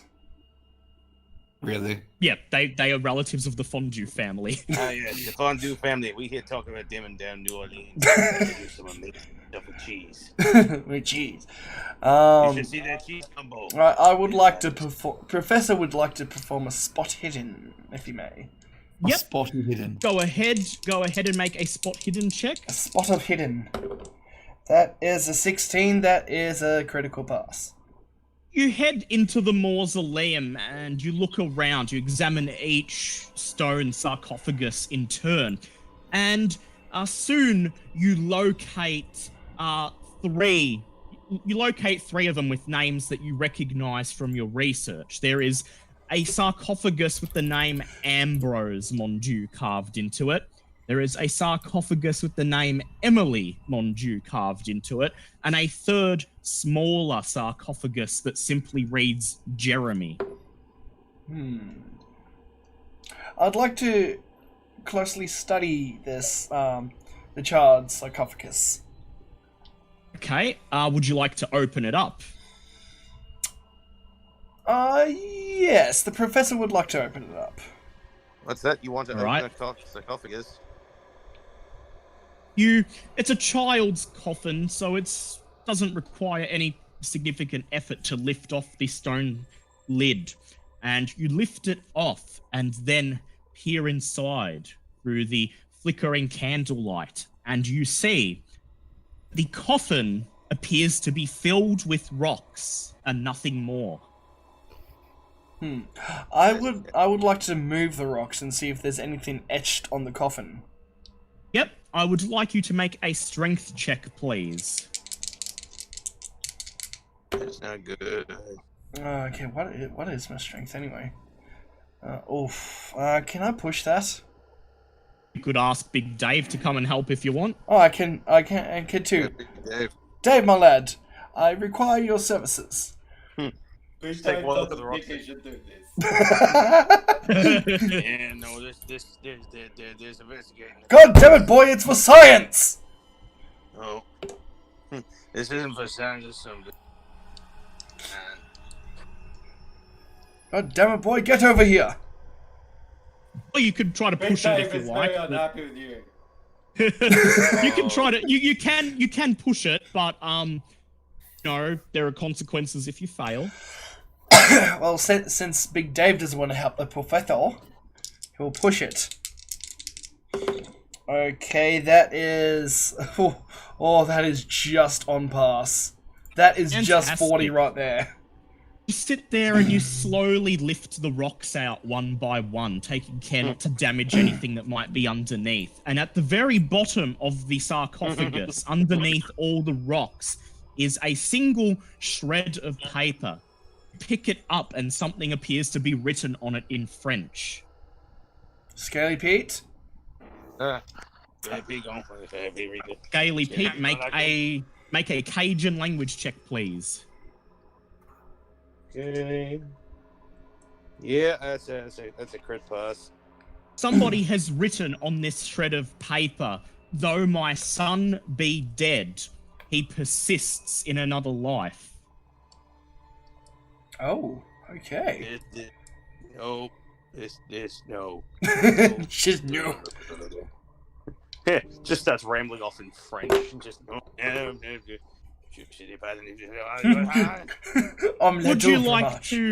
Would you like to open either Ambrose or Emily's coffins? Yes. Yes, we would. Yeah, do we though? I feel like this is a very royal we. This is an editorial we. I think we would. I think Okay. you would. Well, fine. The This professor. feels like going outside the All right, Dave can go stand outside if he wants. Dave will do so. These coffins are much bigger, and instead of a simple stone lid, it's a thick slab placed over the top. You will require a strength check to open these coffins. Yep. All right. Let the weak man open the sarcophagus. Scaly Pete can help, but I doubt he wants to. All right. That is a pass. That is a pass. Thank God you didn't Yep. need a hard pass. You grunt, and with all your strength, you push away the slab on top of Ambrose's We're coffin. just leaving the frail fucking professor to do all Yeah, the he heavy is lifting doing all because this. It's like, this is some evil shit. We're not getting involved. The things I do for Dave science. doesn't like tubes. It's very unnerving. Professor, I would like you to please make a SAN check. Yep, can do. I was gonna say That is a... Hold on, wait. Yes, that is a pass. Okay, you lose 1 sanity. Inside the coffin, you see a skeleton several decades old lying face down. Clutched in the skeleton's right hand is a pair of what appears to be stone spectacles with a strange red lens. Okay, the professor would like to pick them up and examine them. Well, Okay. you sure you don't want to just chuck them straight on your nose? Because, you've been very, very cavalier about everything else up to this point in here. You can just put them on if you want. But first, I would like the professor to do an appraise check, please. Oh, what's my appraise at? Oh god, what is it 5% of? That's just 5%. Oh Jesus Fine. Christ. Oh, Lord. Yeah, no, Scaly Pete's done some very questionable and sketchy shit, but messing with a mausoleum is definitely not on his to-do list. Anything else would have been good because that's a 13, but no. Oh. Actually, You may attempt... can I spend May luck on that? Oh, yeah, you can spend luck. Yeah, go ahead. Yeah, I think I will. Right? You look at the glasses. They're a strange... It's a strange object to be buried with because it doesn't appear to be that valuable. The frames of the glasses appear to be carved out of just normal stone, and it's not beautiful or intricate carving. It's just rough carving out of stone to make a stone frame of glasses. The lenses may be valuable, at least at first you think maybe it's some sort of gemstone, but it appears to just be glass that's tinted a strange red color. Can I do either a history or occult check on them? Yeah, you can do whichever is higher, history or occult. Oh, whichever is higher, so that's history. Can I push that, please? Yes, go ahead. Oh, thank you. Yes, that's a pass. Okay, so first of all, you notice that these glasses do not appear to be terribly old. They're perhaps no more than a few decades old. At most, maybe mid-1800s. And this is strange because at this time when these glasses would have been made, optometry was already an established science, and there would be no reason whatsoever to craft glasses out of stone, let alone tint them in a strange color. Yes, after examining them a bit, the professor would like to put them on. Very well. You remove your own glasses, and then you place the spectacles over your eyes. I would like you to make a sand check, please. That is a pass. You lose 1d6 sand points for passing. What would have been the fail? 1d12. Okay, that is a... Oh, 2's not bad. 2. Okay, as soon as you put the glasses on, you cannot believe your eyes. On the other side of the lenses, you can see a strange landscape of shifting crystalline forms of dark blue and purples, contorting to impossible angles and bizarre perspectives. Then, you see something scuttling between spiky crystals, and then, before you have a chance to react, you see it. Something that looks like a skeletal cross between a large insect and a dog. Pure bone white, scuttling across this bizarre landscape. The thing is approximately 7 feet tall and lean to the point of emaciation. Its dark face is mask-like, and it moves with the aid of long arms slipping up and down with ease. I'd like you to make a dodge check, please. Oh, good. Oh, good. Okay, what is my dodge? Can I spend 2 luck points? Yes, you can. Oh, phew. Into the hell no. Meanwhile, you guys can't see what I see. So you're just watching an old man just duck and weave. Told him this would happen. He messed with the zooms, now they got the hoodoo. See the thing rushing towards you, and you duck, just in time to see it slash out with one of its forelegs. And then you feel terrible pain as something cuts through your flesh and clothing. Oh dear. You take 4 points. You take 4 points of damage. The rest of you watch, and you see the professor duck as if something is running at him, and then, to your horror, his coat begins to rip of its own accord, and some unseen force slashes into his skin, spurting blood all over the floor. I would like everyone else to make sand checks, please. But I'm outside.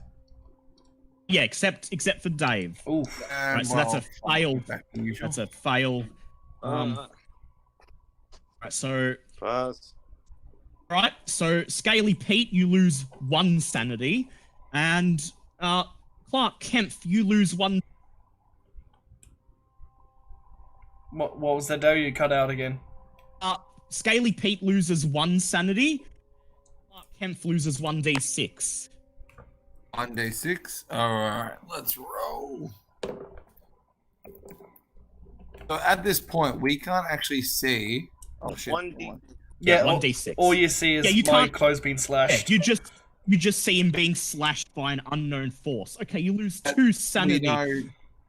We only see he's been hit by some unknown force. Yep. Yes, So that is it something is still a slashing at him. It Yeah, it's still an appears- actual. You can tell that it is a real physical wound, but it appears that the thing attacking him is invisible.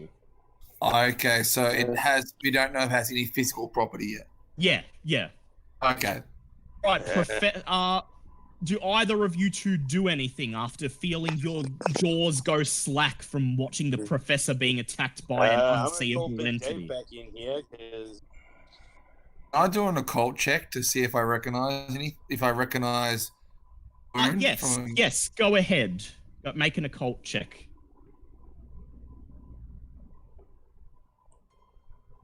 That's a pass. Ooh. He may very well. He may currently be under attack by a poltergeist or some form of malevolent spirit. It is likely that the thing that is attacking him has no physical presence. Alright. so we can't actually do anything to stop this. Until I take off the Yes. glasses. You Professor, grab would all you the like- armor out of there.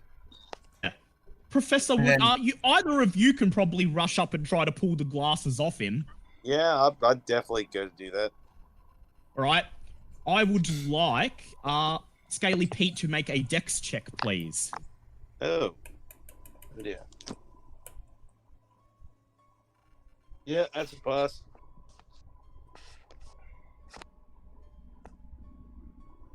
Nope. Okay.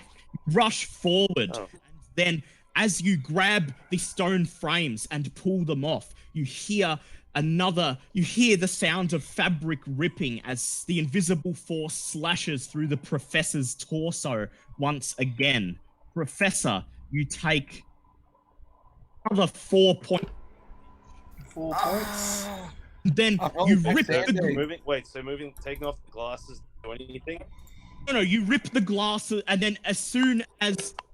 Yeah, basically, you rip the glasses off, but you weren't in time to stop him being attacked a second time. That's from Call of Cthulhu as well. Yeah, I know, critical Nice. roll. Oh, dear. You grab the glasses, yank them off his head, and then toss them onto the floor. Professor is bleeding profusely. Professor, I would like you to make a constitution check, please. Okay. What I is my... told you not to mess with them. I told you not to mess with them.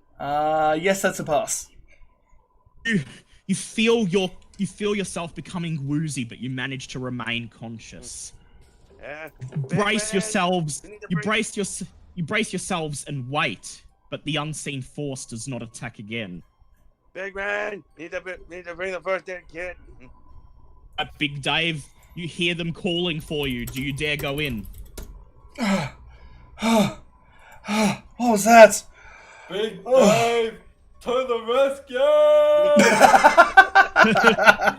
Here it comes to Just- save the day. You enter the mausoleum, Big Dave, and you see Clark Kemp and Scaly Pete standing aghast as as the professor clutches multiple wounds on his chest, bleeding through his disheveled, torn clothes. So glad we decided to put those glasses on, aren't we? I'm gonna Yes. take the glasses and put them in my coat pocket. We know Oh, it's God. bad, but Yeah, we need you to can keep. do that. You can take it with you. It might be handy. But they're my glasses!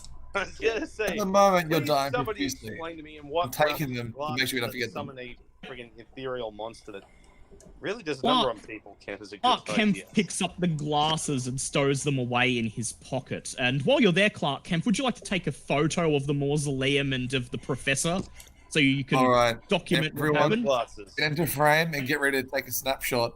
Smile. Make a photography check, please. Smile for me, baby. Really put in that grit those teeth. Really look like you're bleeding to death right now. You're pushing. Oh, you're yeah. towing the Work line that of blood loss. professionalism, mate. Work that blood loss. Good. So while they attend to the professor, you take some photos of the mausoleum itself, of the piece of paper that was found in the son's empty coffin, of the skeleton lying face down, of the blood on the floor, and finally of the strange pair of glasses. Would anyone like to roll first aid to attend to the professor? Big Dave feels like he probably should.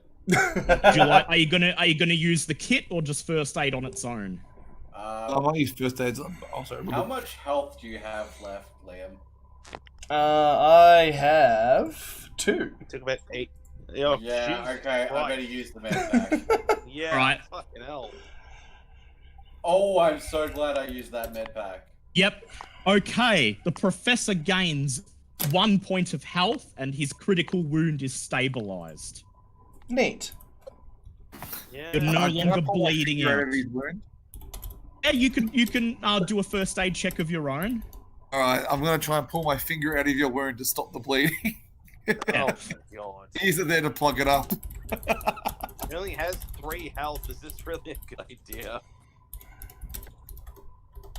No. And unfortunately, you are unable to treat him any further. You just pull your finger out of his wound. It doesn't bleed anymore, but unfortunately, you're unable to offer any more relief. Professor, would you like to tell the others what you just experienced? He's stable? He's stable now. Can talk, he can move, he's... Regretting his choices. Probably doesn't want to put the glasses on again. Here, just tell me what you saw. I was like, slowly just to put it over his face. Big Dave's head cocks to the side with a twinkle in his eyes and goes, "Fucking hell, Liam." Liam? Who is this Liam? I am man incognito. Professor, I would like you to make an intelligence check, please. Oh. Let's see. That is a 10. That is. Your mind immediately flashes back to earlier that day in the library, that strange tome warning you of a creature that exists beyond this reality. Believe you've just encountered it. My God. Yes, I would like everyone present to please make a Cthulhu Mythos check. Everyone? Yes. That's everyone's got that is... a fail from Clark, but that's okay. That is a pass. Pass. Alright, how did Scaly Pete do? Yeah, no, Scaly Pete ain't making it. Right. We got 1 pass out of 4. Okay. You believe, in some of the research you've conducted over the past few months, you believe you've read of something like this, and with lowering your voice to nearly a whisper, you inform the group that you have just been attacked by a dimensional shambler. Just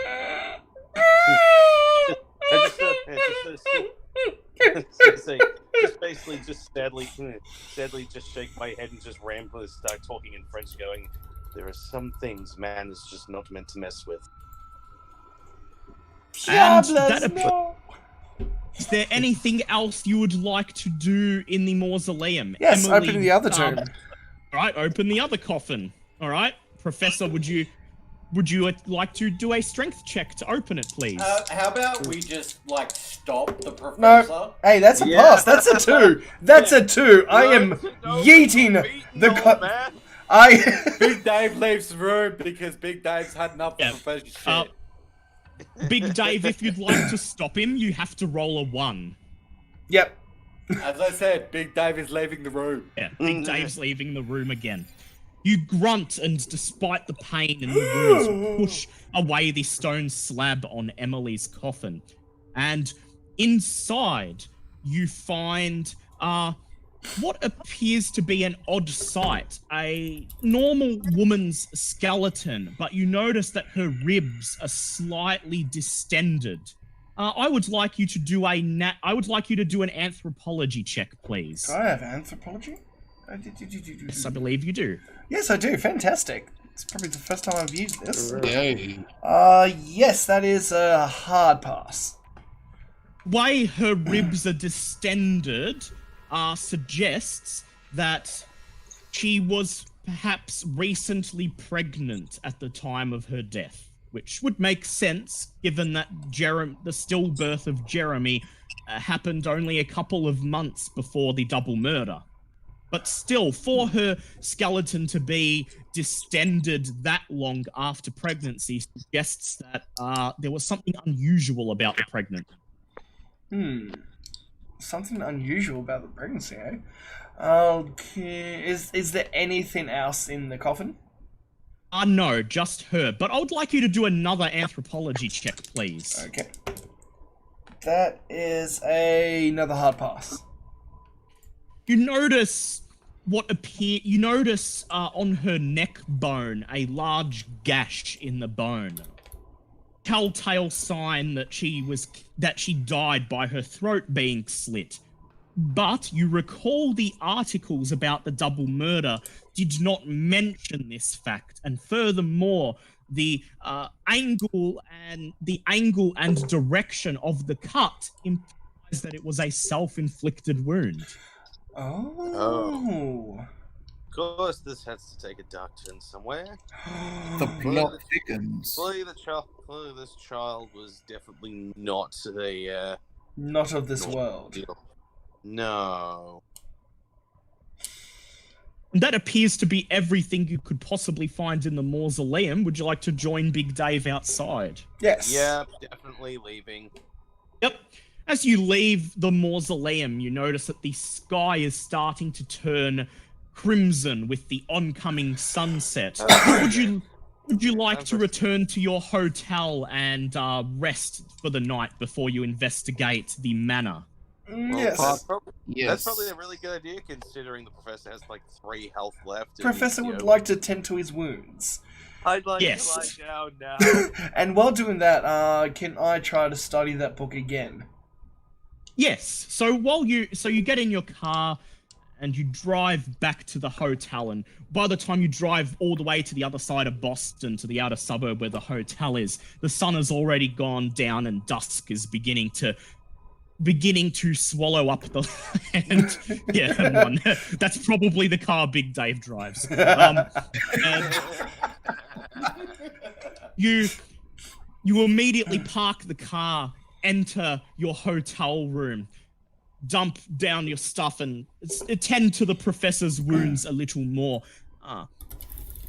Scaly Pete immediately crosses over to the kitchen, gets out his stained pot, and fills it with water and places it on the stove. So I would like Scaly Pete to do a cook gumbo check, and I would like the professor to do a Cthulhu mythos check. Alright, come on, baby. Say, everyone else is like going, oh my god, we need to tend to his What is that? wounds. What is that? Yours Yes! is That is a pass. Pass. Okay. And how did the cook gumbo check go? Push there. Oh, that's a hard pass. Okay. The gumbo that Scaly Pete provides for dinner restores 1d3 sanity to all of you. Oh, 1d3, I was gonna say, you know what they say when you've been attacked by an interdimensional creature from another plane of existence? Have some gumbo. yeah. Oh. Ooh, I got 3. Yay! God dang it. I would. Gumbo. I'll roll for Clark and see how I was much. gonna say the professor probably would have gotten more, but after today's efforts, he doesn't deserve it. Oh, 3 sanity for Clark Kempf. Clark Kempf, I would like you to do a spot hidden check, please. Oh no. What have you done? We're in a hotel room now, aren't we? Yes, Yep. you're eating dinner. You're finding out what's in the dinner. Never mind. I realized what was about to. I was about to say what the fuck. 13, yeah, you pass. Mine. Okay, as you dig your spoon into the bowl of gumbo, Clark Kempf, you notice something, notice a shred of black floating in it, and you pull it out, and you see what appears to be a shred of fabric with the word Miskatonic written on it, the university that Professor teaches.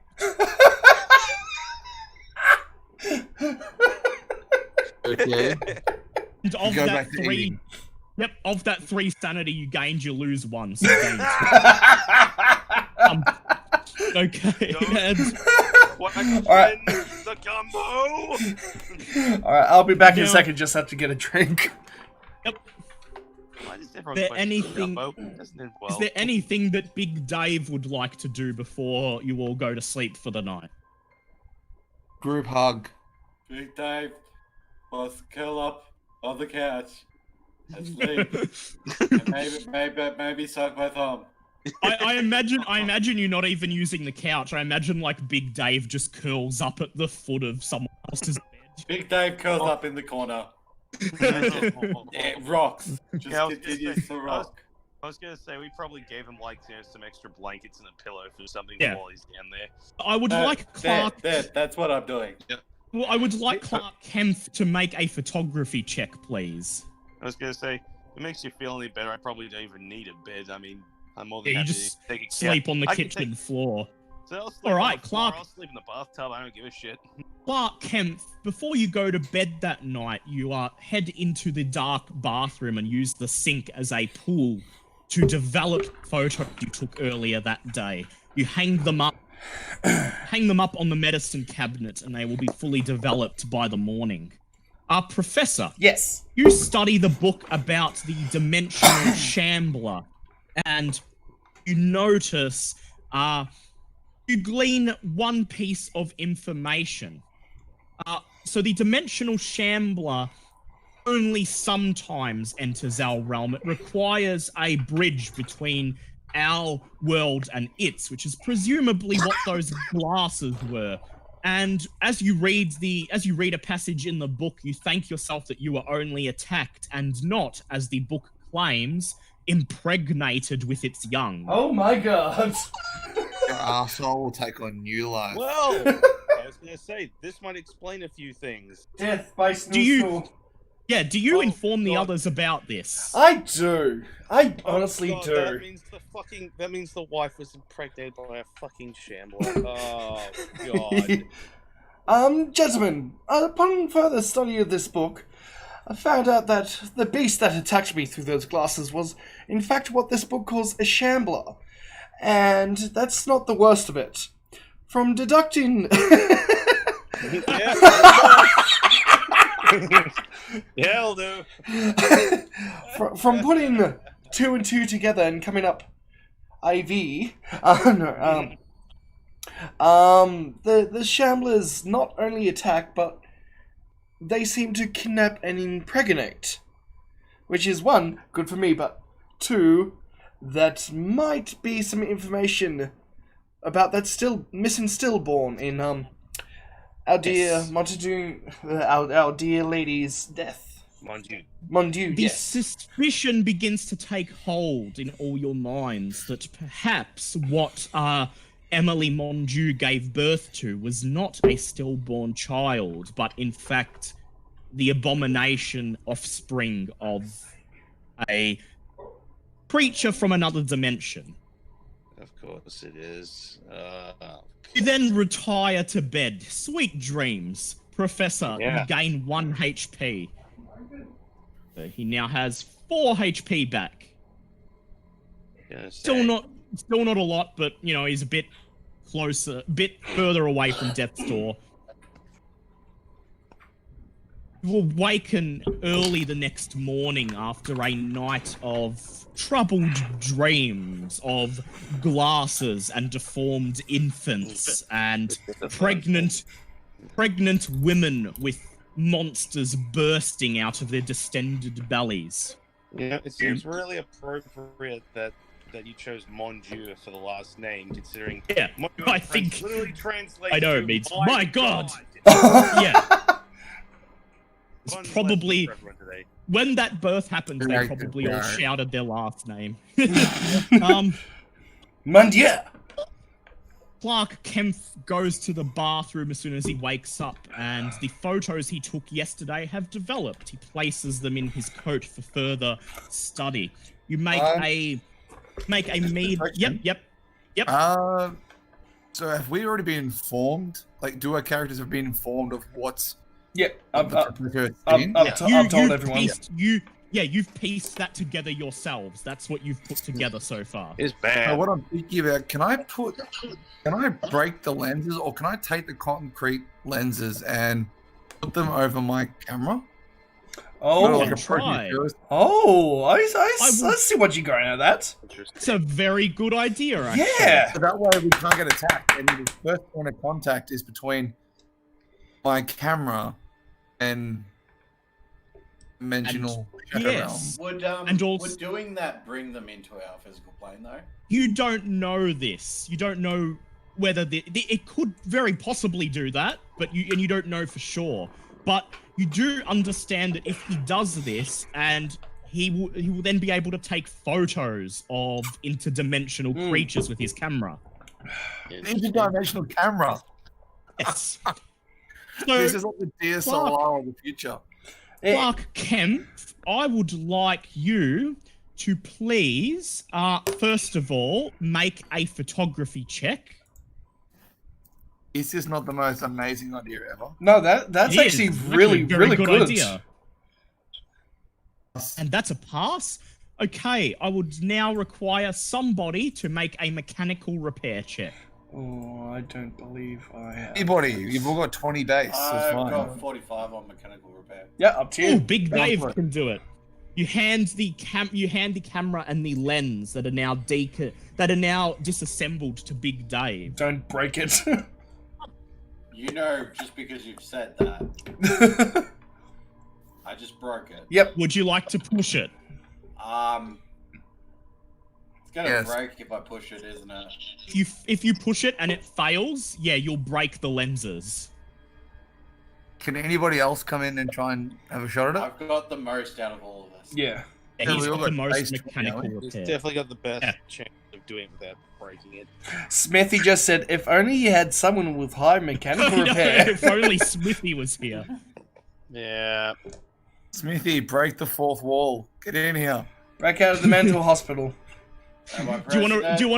Do you want to write a letter to the mental hospital and wait 2 to 3 months for detailed instructions to come back to tell you how to do it?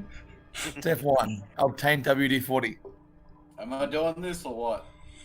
Are you gonna do it? Or are you guys okay with the lenses being broken if he fails? Well, we kind of need them. That's... Yeah, I'd say go for it. Fucking go for it. Worst case scenario, don't die. Aye! Okay. That's a critical. Big Dave. Dave. Big Dave sits there with the Better. Big Dave sits there with the disassembled camera and the glasses, and he carefully removes the red lenses and attaches them to the lens of the camera on the inside of the camera, and then puts the camera back together, and he hands it proudly to Clark Kemp with a big smug smile on his face. So what can we see the lenses in our room? Yes, Test you it now. out. Yep, you now. Would you like to test it out? Make a photography check, please. Right, try this one out. Yeah, doesn't work. Would you like to push it? Yeah, we'll push it. My Okay. god. You snap a photo. You snap a photo of the professor because he's the closest to you. And although you can't see anything through the viewfinder. You can't see any hint of anything otherworldly through the viewfinder. But you then immediately take the camera to the bathroom, and over the course of the next 3 hours, you develop the picture you took. And just before lunch, you come out of the bathroom and show the picture around. I would like everybody to make a sand check, please. But if it's a shambler, would I have to make another one? Because I've already seen it. You'll get a I lesser God pass. damn. I Hey. pass. Alright. Where's my stuff? Okay. Yes, that's a pass. Okay, I would like everyone who passed to take 1d3 sand, please. Well, dang. Even Oh, that's me. a 2. Oh, that's a 2. I've already seen it. Seen it though. My gumbo was to No, but you haven't. Yeah, Professor, you only lose 1. Okay. In the photo, you see the professor sitting at the dinner table, and behind him, standing like so close to him that it nearly is right over his shoulder, you see the gangly skeletal form of the dimensional shambler. Wow. Can't hide from him, can we? Oh, jeez! Alright, 1 second. Edio3828, thank you so very much for the follow, and welcome to the Metal Crew. Hi. At the very least, it appears to be following the professor. Oh, I've got a fan. Casually start slowly pulling out the machete back out of my holster, just... Yeah. Wait, he can't impregnate me! Why is he following me? You have no idea, but you at least are slightly calmed by the thought that he has no means of getting to you. Yes. Unless you bridge his dimension with your own. I was gonna say, we take it following us now. Alright, everyone's talking at once. My god. Sorry. Yeah. Alright. M2, what did you want? I was gonna say, it's great that, we can't do anything to us unless we bridge the dimension, but, that still doesn't cover us from the fact that this thing is now following our every move. Yes. I've got an idea. Mm-hmm. Yep. Okay, what we can do is that maybe the next 3 or 4 months, we do really mundane things like go to the shops, maybe to the doctor. He gets bored and leaves.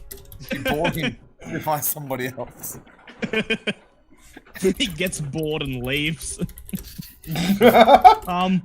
Yeah, so it's just after lunchtime. Are you guys ready to go to Monju Mansion? Yes. And put this mystery to rest? Not as ready as I was 5 hours ago. Alright. At least do we have want a way...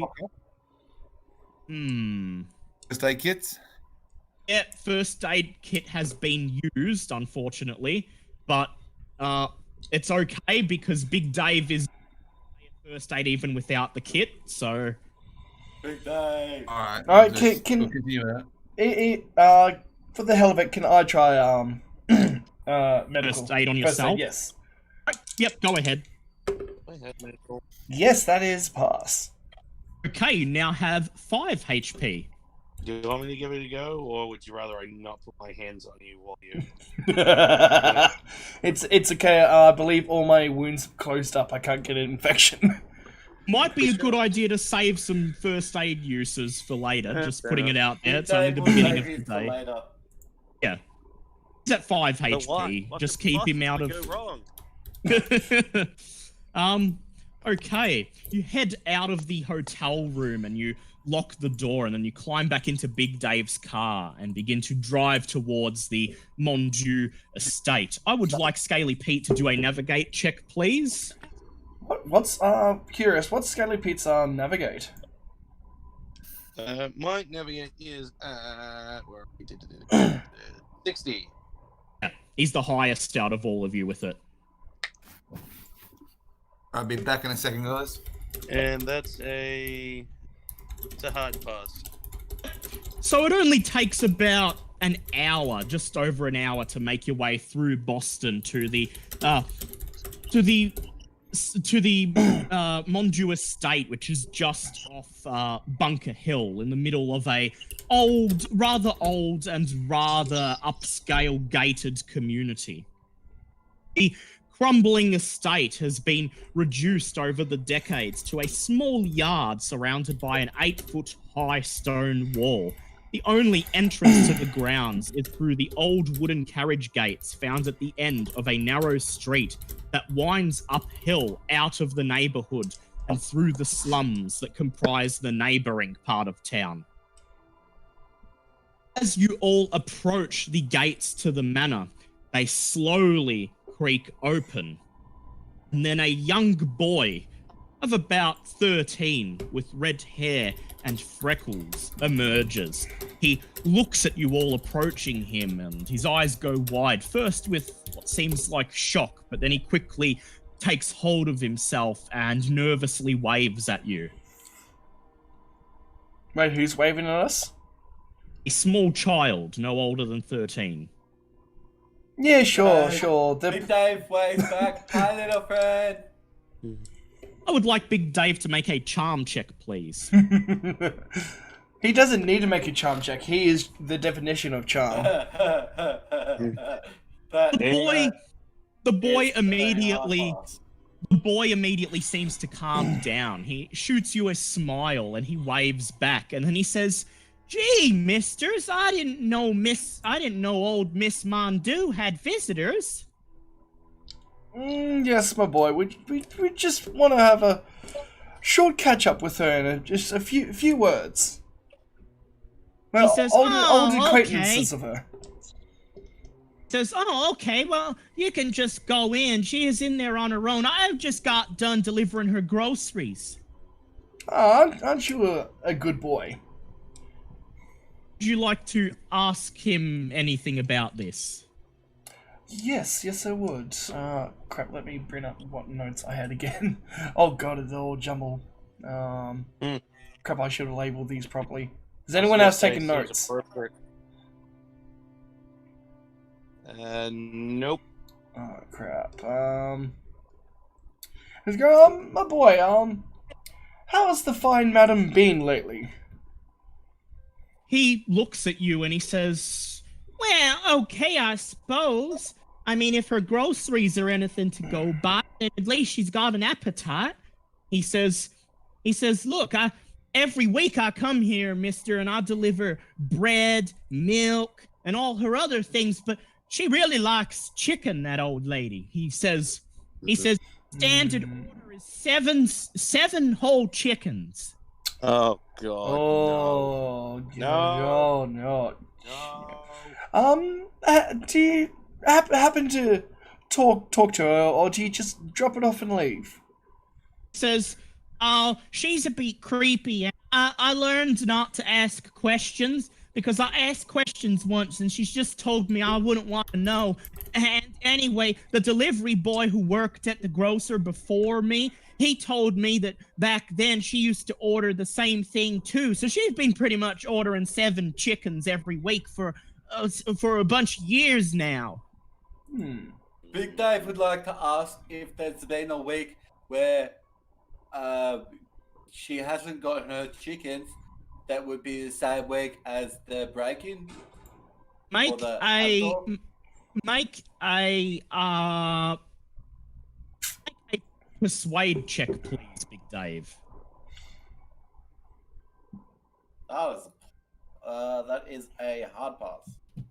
The kid says, "No, we've been delivering the chickens every week. It's just when I dropped them off today, there was a horrible smell coming from inside the kitchen, and I swear I saw last week's groceries just sitting under the table like she hadn't even touched them."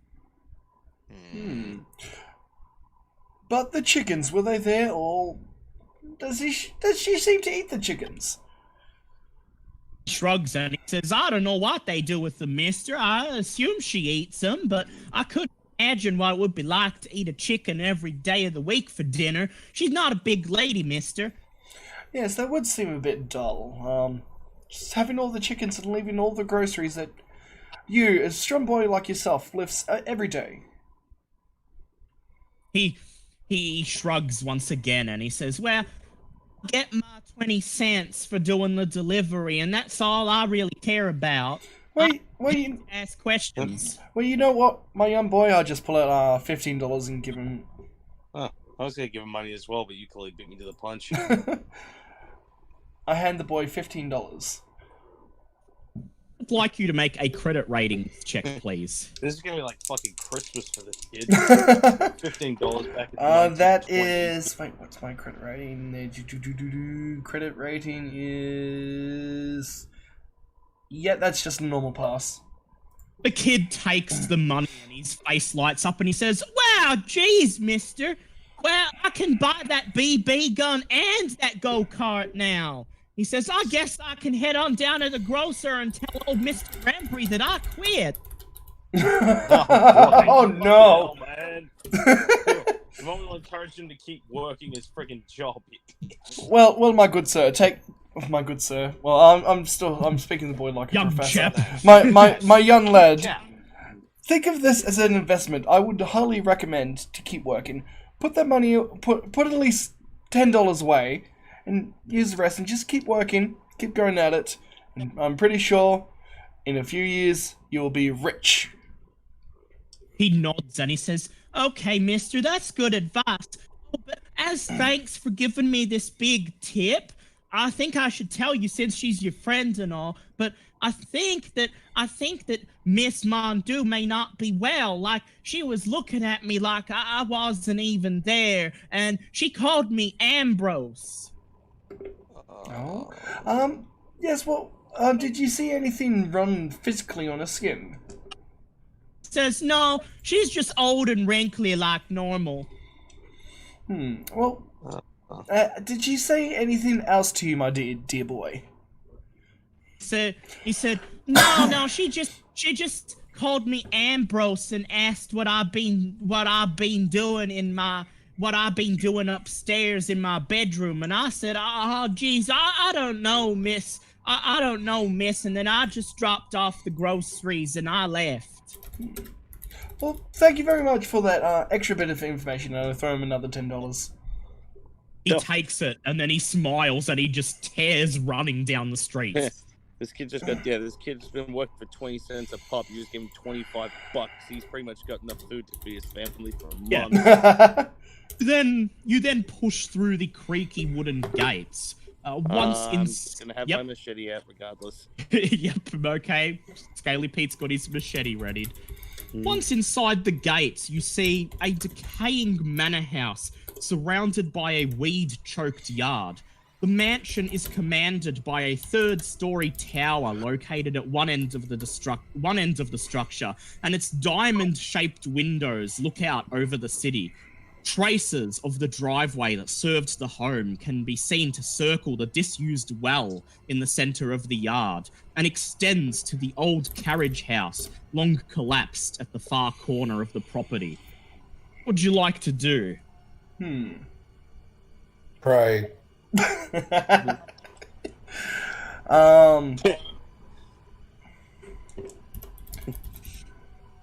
suppose we should ready our guns, shall we?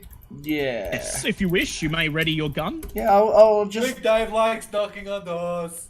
You want to knock on the door, or do you want to search the grounds first? Yeah, before you do that, the professor would like to do a spot hidden. Alright, I'd like all of you to do spot hidden checks, please. Yeah, no. Can I push that, please? Big Dave, Go ahead. Oh, thank God, that was 99.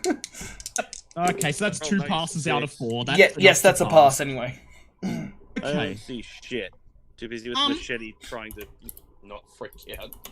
First thing you notice is the old well. You take a look inside the well and you notice it has been plugged with large stones, probably done years ago to avoid accidents. You see something small and white buried buried in between the stones, and you reach in and you pull it out and retrieve a broken chicken bone. Oh no. The other thing of note you find is you could just see under the rubble of the old carriage house what appears to be a wooden trapdoor, but it's covered in decades worth of rubble and debris and will take a considerable effort to move it to gain access. Should we just do a strength check, or should we check the grounds further? You can check the grounds further, but if you'd like to try to move the rubble, you'll have to all attempt a strength check. Shall we? I think before we do anything else, we might want to check the grounds further. All right. I would like you all to. I would like the professor to do a spot hidden check, please. Just normal? Just normal. Alright, that is... Oh, that's a 16. That's a hard pass. So you notice scattered around the grounds in various places what appear to be shards of crunched up chicken bones. The Quick, back. sorry to interject for a second. Can I give the professor my camera if he wants to check the grounds further? Give the professor my camera and look through the viewfinder for the lens. Yes, he can do that. Wouldn't I need photography to use it? Well, you can it's just just look looking through for the it. you can just look through the viewfinder and not take any photos. Oh yeah, I could do that. Yeah. Project Zero, initiate. No, I'm more thinking of. Do you remember that game on PS2? The Fatal Frame. Fatal Frame. Thank you. Yeah, also known as Project Zero. That's M1 was right. Yeah. about Okay. that. Because in Australia it's called Project Zero, but in the rest of the world it's Fatal Frame. I completely. One where you take photos of ghosts. Yep, completely forgot. It was called Project Zero here. Yeah. So you look around the grounds, and in a couple of places among the grounds, you buried in these stones and overgrown grass, you find shards of what appear to be crunched up, broken up chicken bones. You also notice at the back of the grounds, at the top of the wall, an odd yellowish stain, sort of like dried mucus.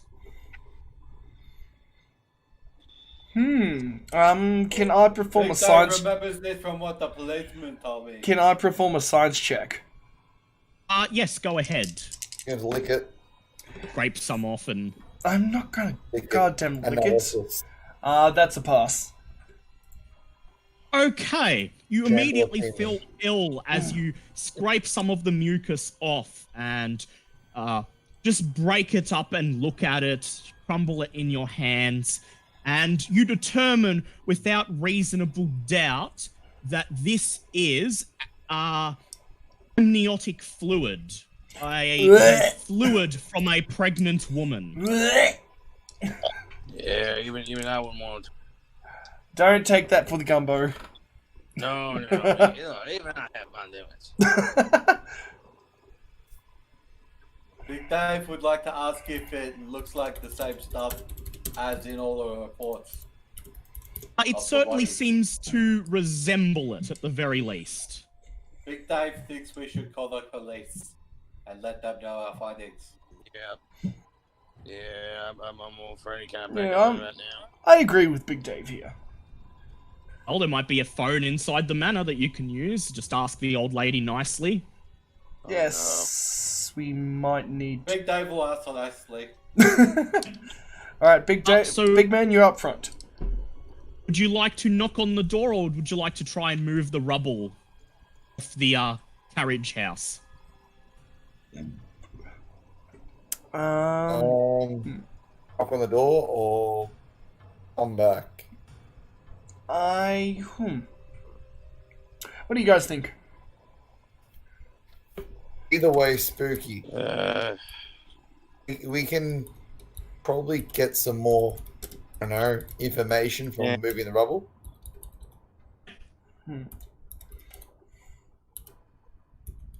Might be able. There might be. Yep, there might be something under there. But there might not be. It could just be, an old pantry or something. I mean, we've already ascertained very suspicious of that now. Oh, true.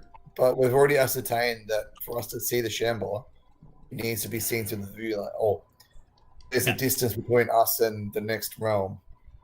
Yes. So Can't be physically harmed by the Shambler. You are reasonably certain of this. Alright, so lift up the rocks. Are we going with that?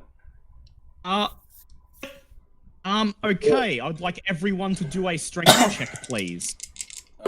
Oh, these stories. That is a pass. Hard pass. Pass. Yep. Okay.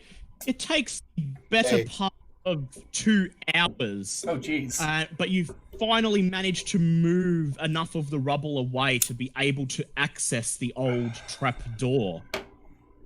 Grab the wooden door and pull it open with a loud creak. And underneath, you see, what appears to be a stone staircase leading down into the earth. Huh. Dave doesn't like this. Yes, now that I think we've uncovered it, that could be an escape route later, we never know. So It could be. I think we might want to go to the front door now. Very well. Very well. Okay, I guess Big Dave's knocking on the door because that's what he wants to do. Big Dave loves knocking on doors. You climb up the front stairs onto the porch, and then Big Dave knocks on the dusty wooden door once and twice and a third time, and then you hear the sound of a doorknob turning, and a rather emaciated, decrepit-looking old woman pokes her head out, and she says, "Oh, yes? I wasn't expecting visitors." Hello, ma'am. We have some questions about the recent disappearances, and I would also like to make a phone call if able to. Make a charm check, please.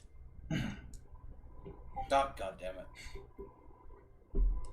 Oh, my God. Oh, Old wow. lady, the old lady smiles and she says, "Oh, well, isn't that just a ghastly situation with those murders?"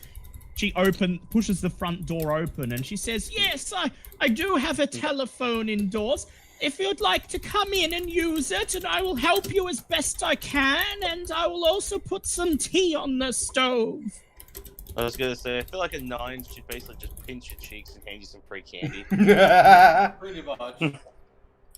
Just the most adorable little dick. But she gives you access to the house, and as she opens the door to let you in, she smiles and she says, "Oh, and my name's Sarah, by the way.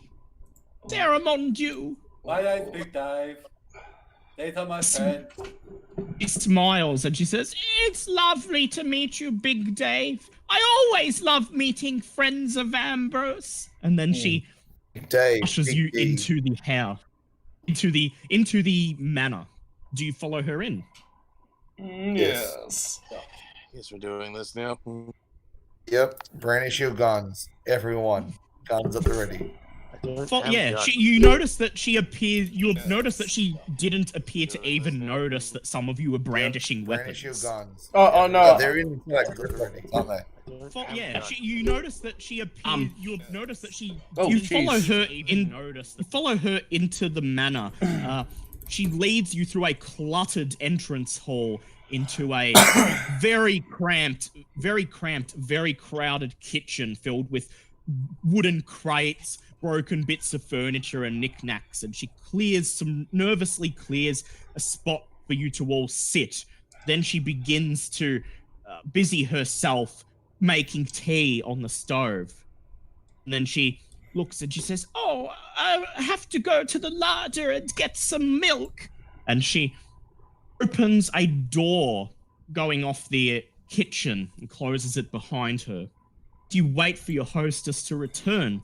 You see that the entire first floor of the mansion seems to be dusty and dirty.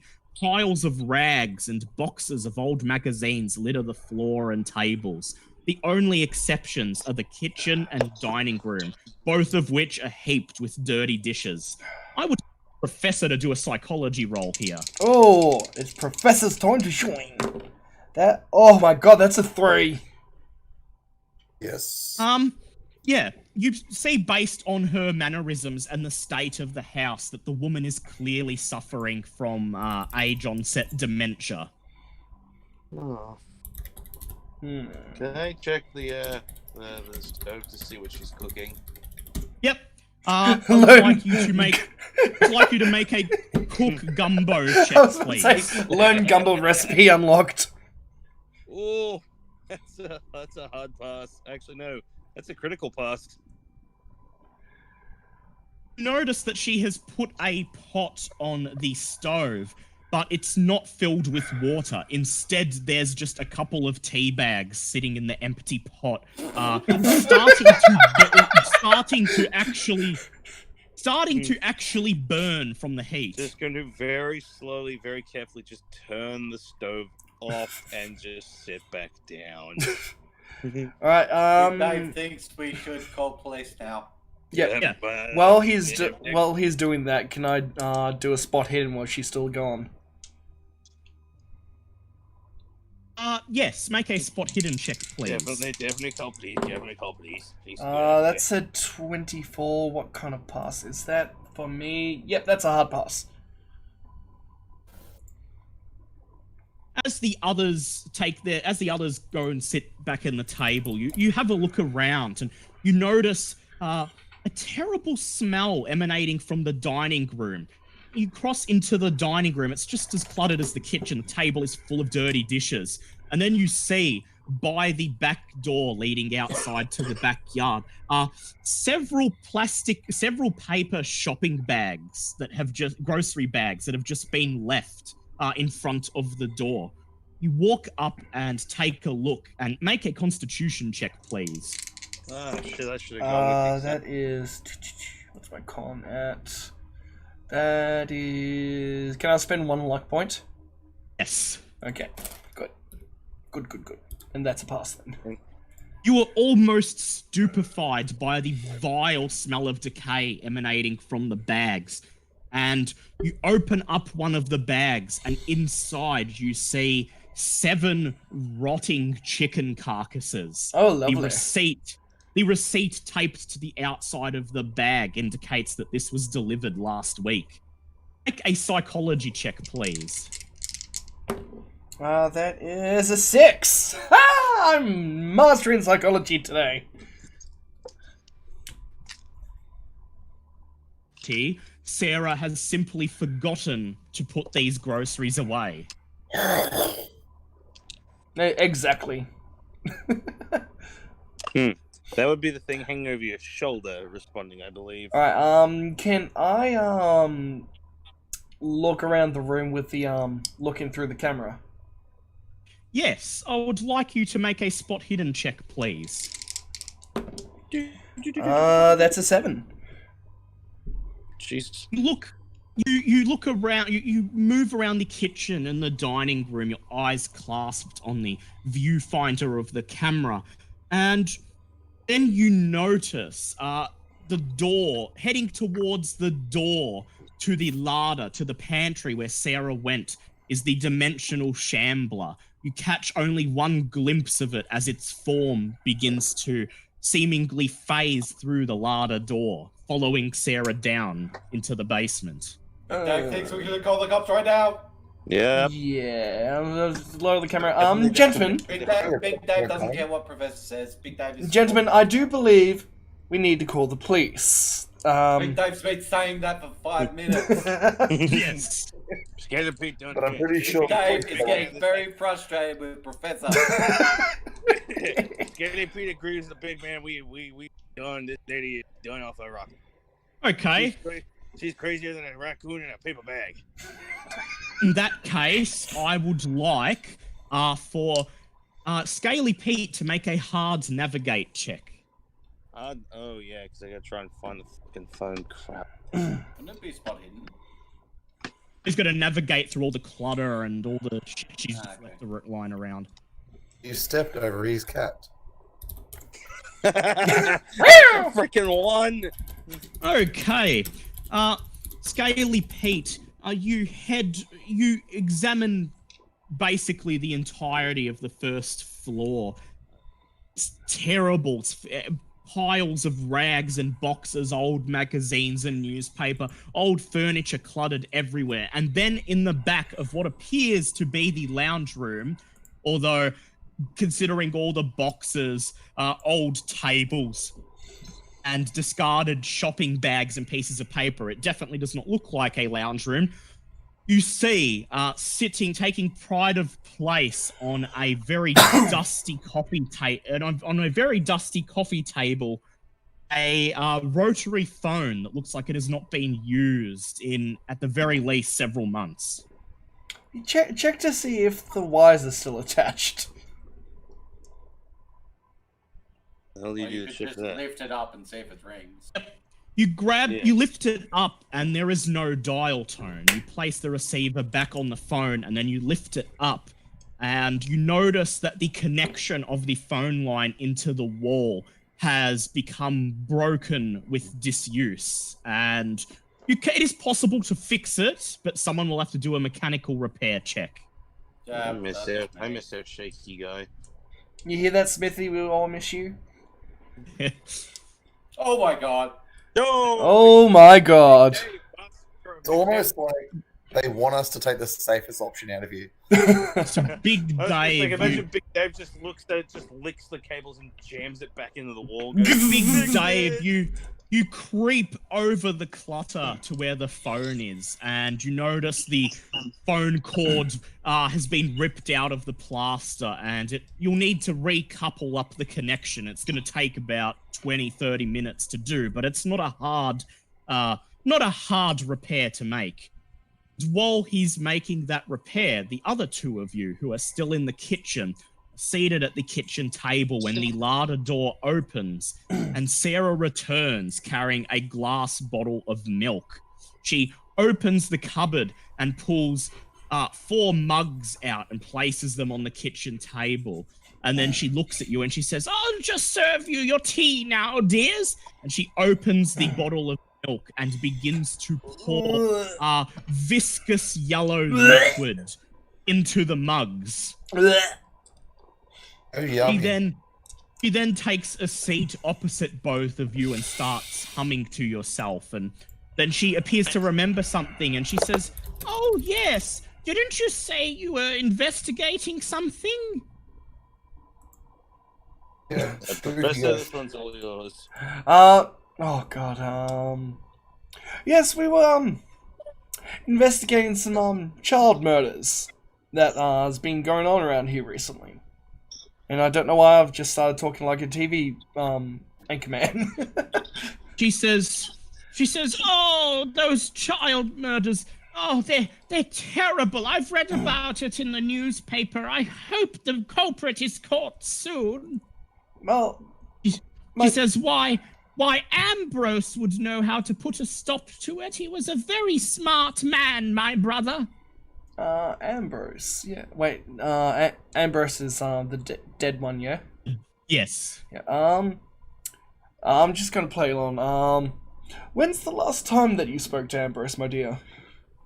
She says, oh, it was only yesterday. He said he was going to go and visit Emily in the hospital and make sure that she was doing fine when the little one arrives, and you know that she's drifting away into a dementia-fueled fantasy, right. And you may attempt a psychoanalysis check to get her to become lucid again. That is a hard pass.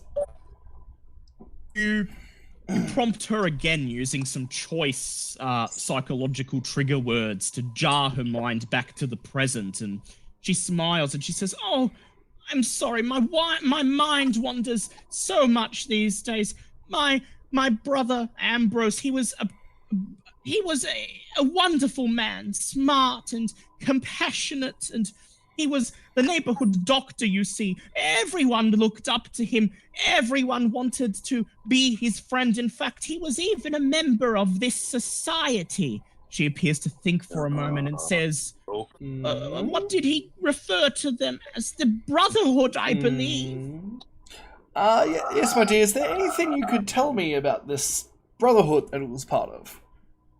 She thinks for a moment and says, No, I'm sorry. I was never allowed to attend the meetings, but I do remember one summer, a man from the Brotherhood, apparently a good friend of Ambrose's, came to stay with us. This is long before he was even married to Emily, you see, and it was a European man, I think, a strange accent, and he mainly conversed in German, I believe, and he brought this young boy with him, and they stayed here for about a week, and then he left, and all Ambrose said is that the man from Europe was a high up member of the Brotherhood community, and that the young boy was his ward, and they had come to Ambrose for education, I believe he said it was.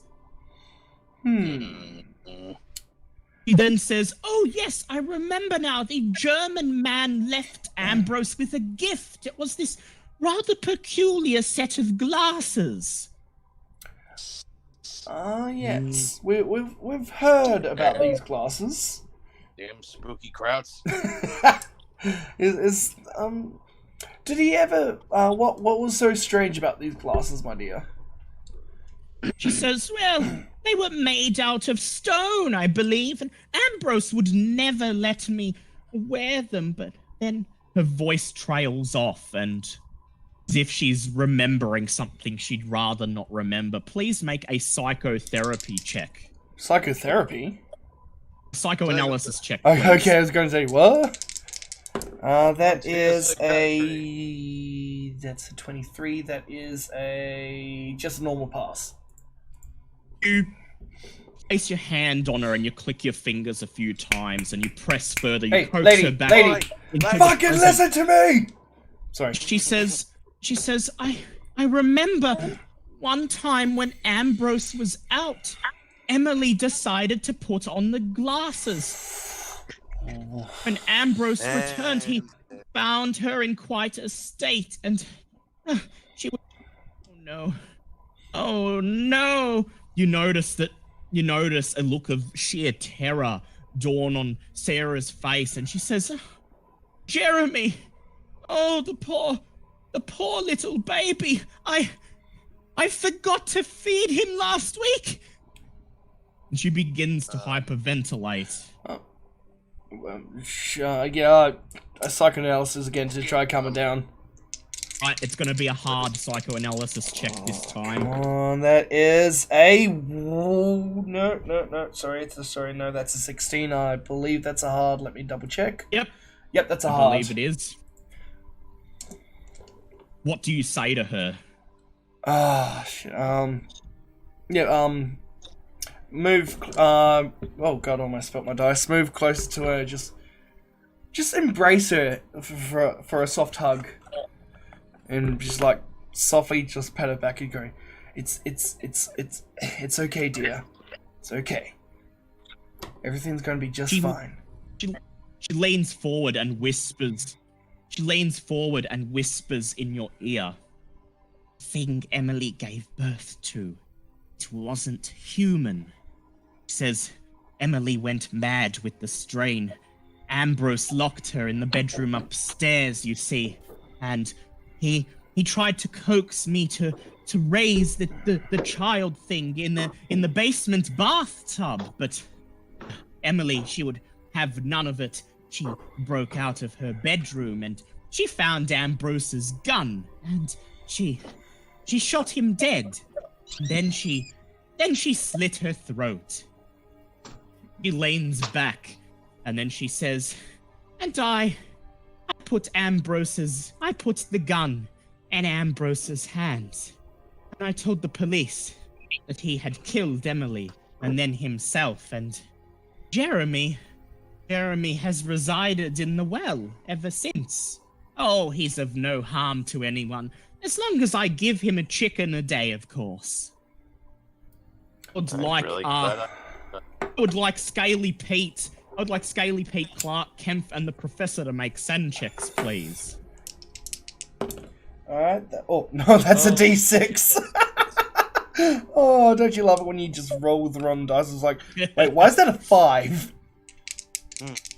That is a pass. Nope. That is not a pass for me. I'm not enjoying this story one fucking bit. Very good storytelling, though. Sometimes it's good if you don't like no demon child. Sorry, M2. Sorry, M1. I made you fail. Okay, so M1 and M2, you both lose 1d6, San. And Professor, you lose 1d3. 1d3. That's just a 2. Whew. Roll like a 2. Really 1, 6. 2, but... Oh, you got so much sanity there. It's kind of negligible. All right.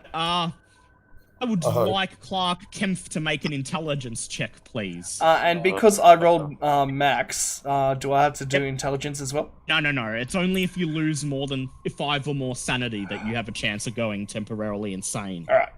Oh no. Is that a pass or a fail, M2? It is. I will look at his character sheet and it's a fail. He's lucky by 7 points. Oh my he doesn't god. Go, yeah, no, you don't you don't fully comprehend what's happening, so you don't go insane. You're fine. That's something you want to fail. You're fine. Yeah.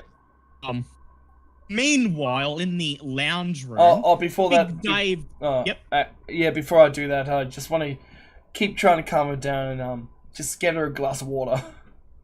She seems to just sway back and forth, repeating the words, "Poor little baby, poor little baby." It seems utterly incoherent. Taking some dynamite and blowing that well. All right, so can't get any more information of her. Yeah, she seems to have done.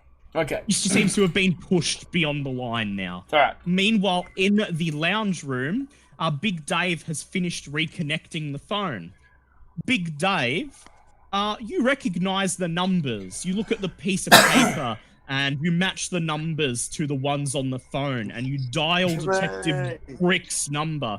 The phone is very good at making squiggly lines. The phone rings for a moment. Once, twice, 3 times, and then you hear a woman's voice say, "A Boston Police Department, this is Shirley speaking." This is Big Dave calling for Detective Brick. She says, "Oh, Detective Brick, yes, he mentioned you might be calling. Hold on, I'll put you through." You hear a click. There's a few minutes of silence, and then another click, and you hear Detective Brick's voice. Big Dave, so you found something, have you? Big Dave has found quite a few things lately. We are currently looking into... what's her name? Sarah Mondieu. We're currently looking into Sarah Mondieu's house. We have found a liquid substance that matches the murdered children. And something in the well. Yeah, and you saw something you saw chicken bone. You know there's something suspicious about the well, but you haven't been in the other room to hear the story. So you just tell him about the well. Oh yeah, that's right. Well, we did find chicken bones. Yeah, you did. Too. Yes. Rick says, "God damn it. I was telling everybody that old haunted house had nothing to do with this. God, the papers are gonna have a field day about this." He says, "Okay." Big Dave would also like to mention that there may be it may be linked to the Abattoir chicken theft. He says, "Okay, look, I'll get a patrol car out straight away. I'll have them look into this. In the meantime, you and your investigative friends, well, you seem halfway capable, so if you find the culprit there, apprehending them if possible would be muchly appreciated." Big Dave will try. He says, "I really appreciate your help, Big Dave, and good luck," and then he hangs up. You then proceed back into the kitchen, where you see the others sitting at the kitchen table trying their best to console Sarah Mondieu, who's just rocking. Oh no. Professor repeating is her. Me, I'm just making sure I got my dynamite on hand. Yes. And she's just rocking back and forth. Poor baby, poor baby. Do you guys tell Big Dave, do you recount the story that she gave you? Yeah, I go up to Big Dave and just kind of whisper it to him, because I don't want to yeah, don't want to make don't want her freaking out more, because she seems like she's gone even more mentally unstable. Yes. So I'd like Big Dave to make a SAN check, please. You know, this is where it goes horrible, right? Yeah. Oh, that's a fail. Oh no. Right, One story more than I do. 1d6 sanity loss, please. Big Dave hates this story even more than Scaly Pete. 4. Okay, that's fine. That's fine. He's not going to go insane. He's fine. Okay, you now have you have technically 3 options. You have a bunch of options. You can go and drop dynamite in the well. You can head down that staircase you found, or you can thoroughly search the mansion for anything that may be of note. The professor would like to go upstairs into the room where she was kept. Where Emily was kept. Yeah, and where Emily was kept. Is someone staying with the old lady? Would anyone like to stay with the old lady? Not really. Thinks the old lady can take care of herself. She's done well enough. Yeah, good theory, but I'm also expecting if she's pushing to the brink of her sanity, if she decides to lash out, then someone should probably be keeping an eye on her. Yeah, I'm thinking there might be a diary or something in her room, and I've got. Yeah, there very likely may be. And I've got the most slobbery use. So. You like evidence? So there are 2 places in the house that you can search: the 2nd floor and the basement, where Sarah got the off milk from.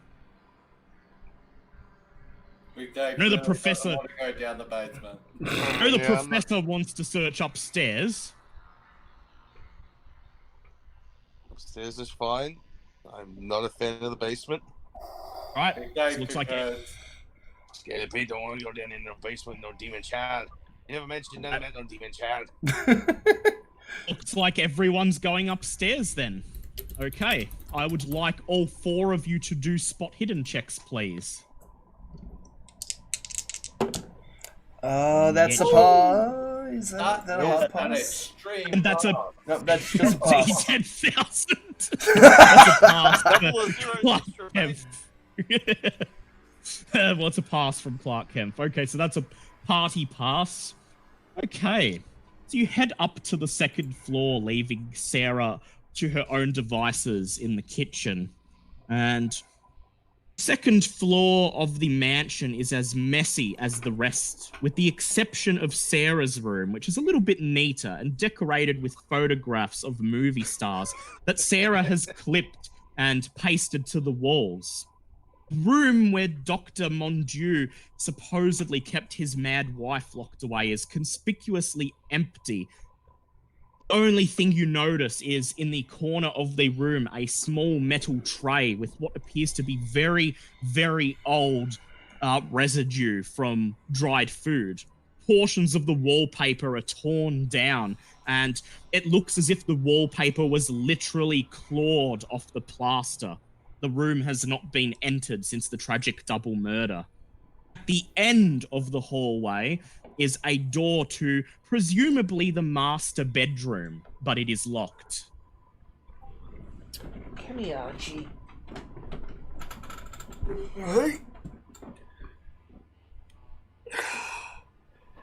Would Clark Kemp like to make an attempt to unlock the master bedroom? Oh, let's just do that then. Let's... I don't know, actually. Let me find out.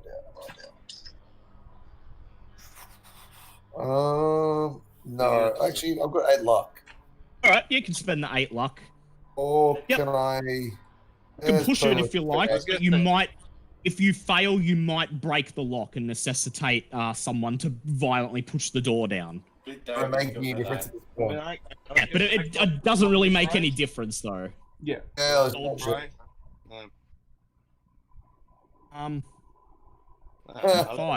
Yep. You attempt to pick the lock, and then you hear a click, and the lock pick fails to move. You have jammed the lock. Big Dave, strength check, please. Knock, knock. Boom. Oh, shit. Can I push that? Yeah, you can push it. Wow. Yeah. Okay, you ram into the door. It doesn't budge as first. It's jammed. But then you push further and manage to, with a loud crack, push it open. But you had to push so hard that you feel a pain in your shoulder and you appear to have pulled a muscle. You take 2 points of damage. Oh dear. Oh no. The master... Does the leather armor... Yeah, no, the armor won't do anything here. The master bedroom is furnished nicely, but coated with dust that indicates it hasn't been entered in a very long time. Beside the wardrobe is a doorway, and behind the doorway, you can see a narrow stairway coated with dust leading upstairs to the 3rd floor of the tower. Head one by one up the staircase, and you soon find yourself in a large pentagon-shaped stone room, mainly empty, except for what appears to be a workbench, a chemistry table, and in the middle of the room, a strange laboratory apparatus. The room is lit by diamond-shaped stained glass windows, and a stuffed alligator hangs from the ceiling. Wires. I would like Clark Kempf and the professor to make occult rolls, please. That is a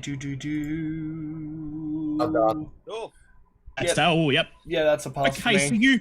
you both immediately recognize that this strange apparatus is an alchemy laboratory, and that many magical spells and concoctions were prepared here.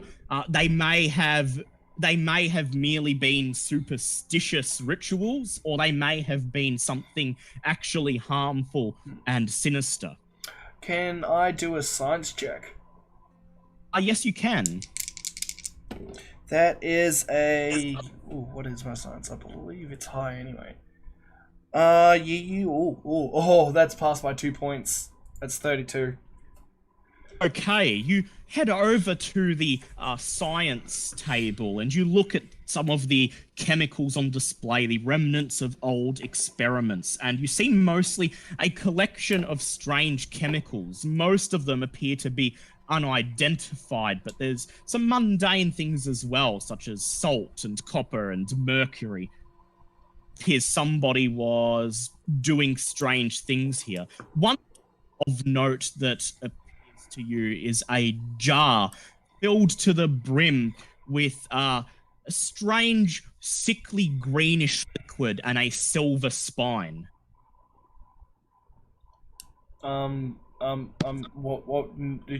Scaly Pete, do you want to check that out? Yeah, Scaly Pete recognizes this. It is a glucky spine, but Oh, fuck. yeah. Oh, So I saw him die. He died. Why are they one of these things? I would like you all to make Cthulhu Mythos checks, please. Do I get an advantage because I know what this is? Yes, you get an advantage, And Scaly Pete. that's a fail for me. Oh, that's a 4. I passed.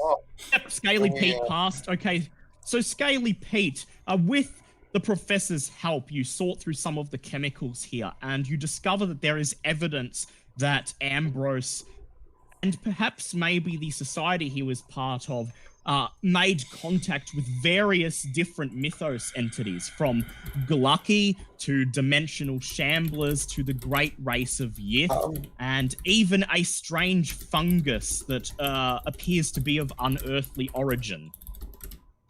Out of Send one. curiosity, for a second. Are we... Sorry? So I just want to get some clarity. So we're at the table right now investigating the elements. Yep, seeing what old definitely experiments the take guy had. Please definitely yeah. be taking pictures Yeah, of this. you're making a photography check, please. It doesn't in my camera. Yeah, but you take it from him and take photos. Do I Okay. see anything? Have you found it? Are there any? You any, see like, notes or nothing. anything? Yeah, I'm gonna tell you in a sec. You Oh, see sorry. nothing through the view. You see, you take some photos of the strange apparatus and the remnants of the experiments, and then through the viewfinder, you see, as the professor sorts through the objects on the table, you see behind him the dimensional shambler, but it is Go not away, Archie. facing him. Instead, the dimensional shambler is slowly crawling towards a dusty mirror in the corner of the lab. Mm-hmm. That shit. Oh no! Stay away from Shit. here. Smash You're it. gonna run up. Smash You're gonna run up and smash the mirror, or at least shout to what- smash the mirror. M2, what did you say? I believe I was just yelling smash it because I'm guessing that might count as a way for it to cross over. Yeah, dimensional Yes. shamblers can come through mirrors and artwork. Smash it, Yep. smash it, smash it, smash it, smash it, smash it, Alright, smash I'm it, gonna smash draw it, my smash gun it. and shoot it. Right, make a firearms check, please. We're done with subtlety. Good. No, we Well, need. unless you can't aim. Sorry. What is your firearms at anyway? Oh, never mind. 50. Yeah, he passed. Said it's a normal pass, so. And as you see a shadow begin to move behind the dust on the surface of the mirror, you fire. Crash! The sound of exploding, shattering glass. The mirror shatters. Piles of glass scattering over the floor, and then there is no more movement. I suppose the rest of us are very surprised since we had no idea what was going on. You just Yeah, anyone randomly gonna pulled your gun and shot the mirror. I'm gonna tell you, I just looked up the word dimensional shambler on Google, and it came up with about a mirror, and I'm like, oh shit! In the painting. Yep. I know all about those fuckers. Yeah. So he tells you that he saw the shambler making its way to the mirror, and on a whim, he remembered what the professor told him about the bridging of dimensions and shot at the mirror, and that appears to have blocked it from entering, at least for now. I would like the professor to please make a spot hidden roll. That is a 52. That is a pass. Okay. You continue searching through the laboratory, and then on the desk opposite the alchemy apparatus, you find a leather-bound book. Oh. A sticker on the front simply reads Dr. Ambrose Mondieu.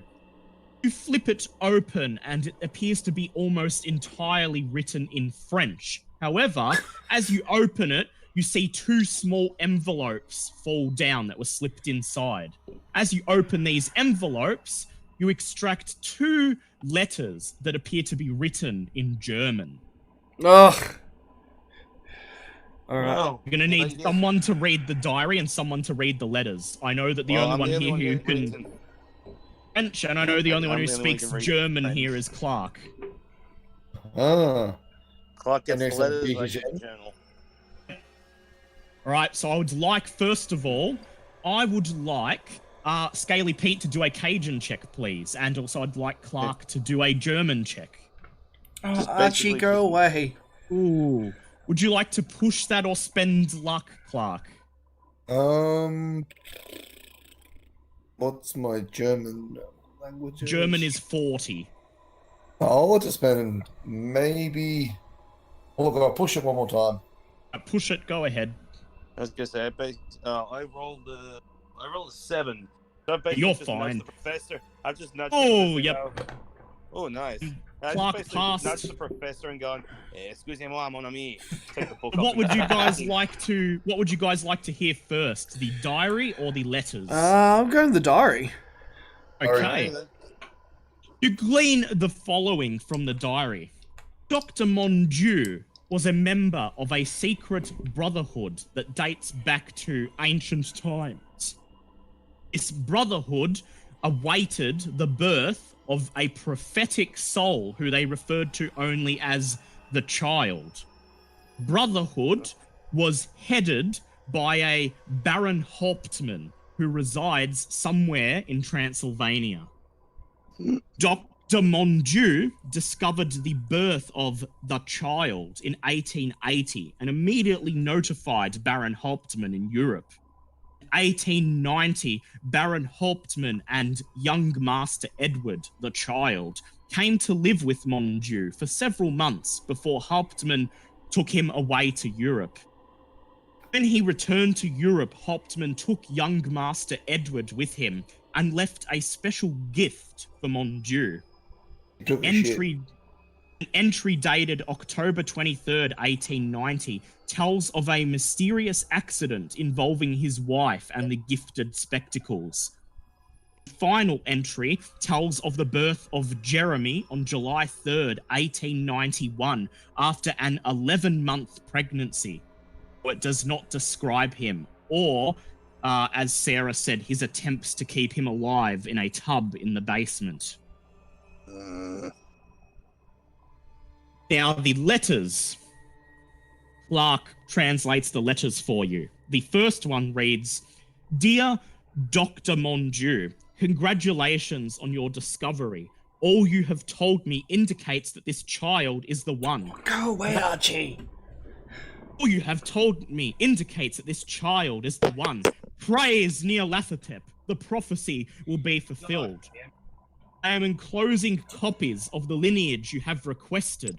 This should verify beyond a doubt that the boy is the one. He bears the mark and the stars are right. Hail Shub-Niggurath. Hail Yog-Sothoth. Hail Azathoth. Hail Cthulhu, Baron Hauptmann.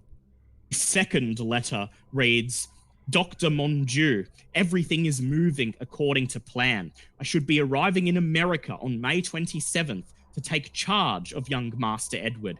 I hope you have properly prepared the boy for the journey. We must not lose our chances this time. The stars do not promise another birth for over a century, and the Brotherhood grows impatient.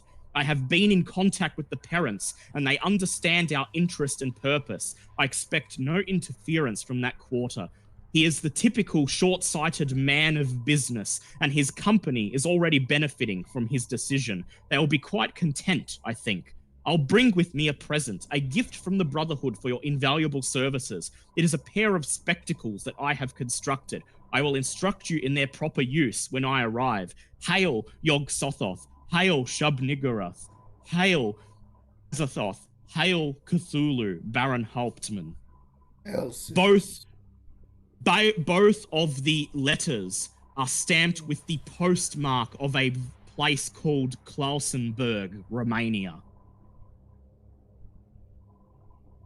I'd like you all to make sand checks, please. Fail. Fail. And that's a fail. Oof. And that's a fail. Okay. Everyone who failed, 1d6 sand, please. Scaly Pete, that's 1d3 for you. Ooh. That's a 6. Yep. Okay, Professor, make an intelligence check, please. Actually, first, before I forget, let me subtract this. Yeah, unlike everyone else, the professor understands exactly what's going on in his ears and shit. Well, this is the one time my intelligence fails me. That's 73, and intelligence is 80. Okay. I guess this calls for the music to change. Archie, bugger off. Go away. I'm going insane. Leave me alone. This is the finale here. Looks like the police aren't going to have time to do shit. Okay. Professor, you understand exactly what is happening. This is a cult that is seeking to summon the beast, just as Paul Lamond dreamed. They are seeking to fulfill the wishes of the great race of Yith and extinguish humankind from this planet so they may take their place. You immediately rush over to Scaly Pete and reach into his rucksack, grabbing out the 2 sticks of dynamite. Scaly Pete, you attempt to stop him. No! Well, yeah, I would very much like to try and stop him. Okay, Scaly Pete, make a dex check, please. I was hoping for a strength check. Dex check, because you got to be fast. It's a 14, so that's a hard pass. Okay, I would like the professor to make a dex check, please. Please don't beat a 14. That's a 10. Are you fucking kidding me? He's gonna kill us all. You reach to pull your rucksack away, but he yanks it off your shoulder, opens it, and rips out the pieces of dynamite. And then he looks at you, his face screwed up in anger, and he says, "We have to put a stop to this." And then he begins tearing down the staircase to the house below. Oh god, he's gonna suicide bomb himself. Oh dear You God. Are you going to follow him? You're gonna follow him? I know, he seems hell-bent. You bastards. I mean, how do we stop this? Dave just Okay. wants to know if everyone else feels the same way, but he's been kind of a dick lately. Is it such a bad dick? Wow. Wow then. Big Dave with a heart of gold can take no more. At this point, this is where Big Dave cocks his head and says, "Professor's going to die." God damn. Man, this book. Yeah. Yeah, just the No. Big Dave cocks his head to the side with a twinkle in his eye and says, Liam, this is what you get for fucking us around this entire fucking scene. Okay. Man, bought the farm. Let him be. You guys gonna follow him or just gonna wait here and... I think they're hell-bent on just waiting. Yeah, I mean, you don't have to... I look, don't get me wrong, I'd like to stop you at the same time. If I try to follow you and I can't catch you, I'm gonna be like close. We're gonna be like close range to you nuking yourself with fucking dynamite. I hope Well, you don't have to stop him, but you can, like, follow him just to see what he's gonna do. You know, he may not be about to blow himself up. He may just be going to chuck the dynamite in the well. Do any of us really believe that? No, not even close. We should probably at least see where it's going before this goes to shit. I vote we bolt out of the house. I hope you burn in the house fire. you can bolt out of the house. Yeah. You Definitely a good idea to get out of the house. run down the stairs with the professor, even though he has a significant head start on you, and you manage to keep up with him. You pass the master bedroom and continue following him as he sprints downstairs.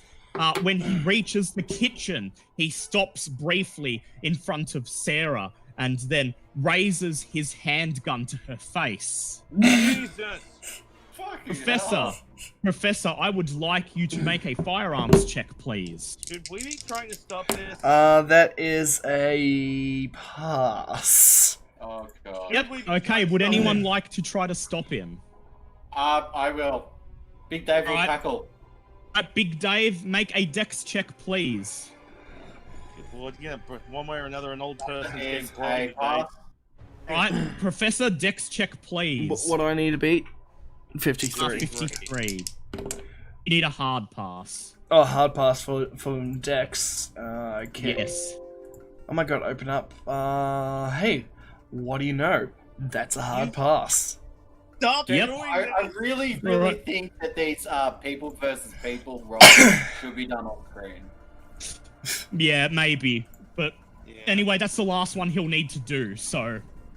from now on, we'll do them on screen, but that was the last one that needed to be done. Yeah. Okay, you see, the professor sees Big Dave... Well, I'll just do it on here. 1d100. Right. Yeah, either way. That's still hard. Okay, compare dex stats, please. 70. 70, and what's yours, Professor? 60. Big Dave tackles you. Big Dave tackles you, and you fire your gun. I will roll the damage myself. Oh shit. Wait, so you should do laying a big day. The bullet grazes Sarah Monju's shoulder. She screams in pain and topples sideways off her chair, letting out a blood-curdling scream. The professor's gun clatters onto the floor. The professor then climbs to his feet and, not even stopping to pick up his gun, screams and barrels towards the front door of the house. This must end now! I believe we need to evacuate the house. You're all gonna leave the house? Is anyone gonna bring the old lady with them? I'll pick up the old lady. Screw her. She's gonna die anyway. Dave, you need to make a strength check that needs to pass 60. That needs to be, at least 83. Right. You can push it if you like. The lady technically is flailing. Yeah, there we go. All right, you lift her up, you hoist her over your shoulder, and then you follow everyone out. You rejoin everyone else as they burst through the front door and watch as the professor sprints across the ground. He stops about 5 meters from the well, and then you watch as he strikes a match, lights both sticks of dynamite, and raises his arm. Professor, make a throw check with disadvantage, please. With disadvantage, okay. Why not just drop it down the well? I'm insane. He's insane. That's a 28. And that's 27. Okay, so what is your throw? My throw is 20. All right, that's a fail. Okay, this is a combat roll now, so he hurls the sticks of dynamite. They don't land in the well. They land just in the grass in front of the well. And then the professor covers his ears as the fuse burns down, and then bang! You watch as the stone of the well is shattered and debris and dirt go flying into the air. Then I'd like you all to make listen checks, please. Except the professor. He's insane enough to hear this without. That's fail. Fail. Oh, pass. Pass. I'll see if Clark Kemp Kemp passes. Okay, so everyone except for Big Dave. You hear He does have a bleeding old lady on over his shoulder. Yeah. She's screaming in pain and terror. You hear emanating from the destroyed well, from the crater that the professor has made in the earth, a terrible, terrible roar. Ooh! Like a shriek of something that is simultaneously angry and scared. And then there's movement. See something beginning to emerge from the remnants of the well. And something Something climbs up and pulls itself out of the well. All right, can we pause for a sec? I've been holding on to go for a pee. Yep. Go. Yep. Yeah. I've been robbed. I should just drop the sticks of the dynamite the first time we... Yep. Hindsight's a bitch. Well, I didn't think the old bastard was going to go insane and nick my fucking dynamite, the prick.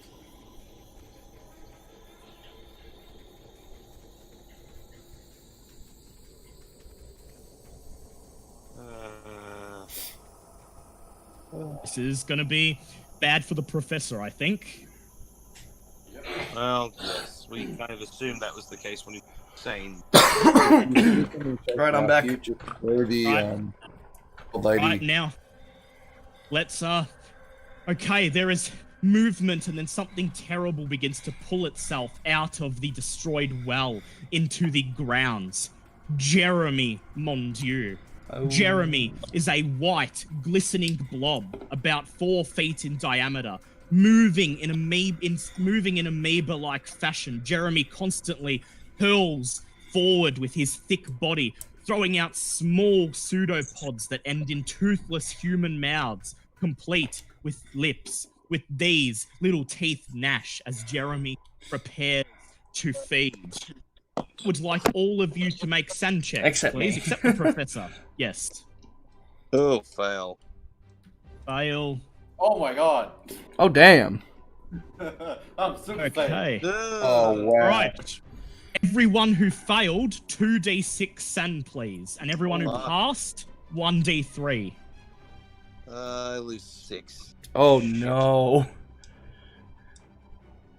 2 and... Oh, okay. Okay. Clark Kemp, make an intelligence check, please. And also, Scaly Pete, make an intelligence check. No. Oh, no. Go well. You done fucked us all. Oh, that's a pass for Clark Kemp. Oh, dear. That means Clark Kemp, you go temporarily insane. Scaly Pete, how did you go? Right, Scaly Pete. Scaly Pete manages to maintain control of his faculty. Okay, the first thing Clark Kemp does is screams and pulls out his camera, attempting to capture the monster on film This UFO, is going to see your UFO. name emblazoned across the papers. Clark Kemp, make a hard photography check, please. I was gonna say, just looks at it Wow. and starts screaming UFO. UFO, UFO. And that's a pass. Woo. Snap. Begin.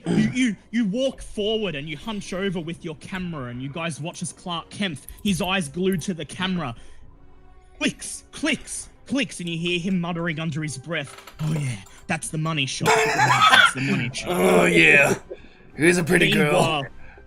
Meanwhile, Jeremy's huge amoeba-like body lurches forwards, and he lashes out with his mouthy pseudopods at the professor. Professor, make a dodge check, and I sure hope you don't fail. Oh. This will kill you. Professor is going to die. He's the professor. The Alright. professor is going to be next me. That fell off. That is what's dodge check was it? Yep, dodge. Oh, that's a fucking fail off by 10. Bye. Right.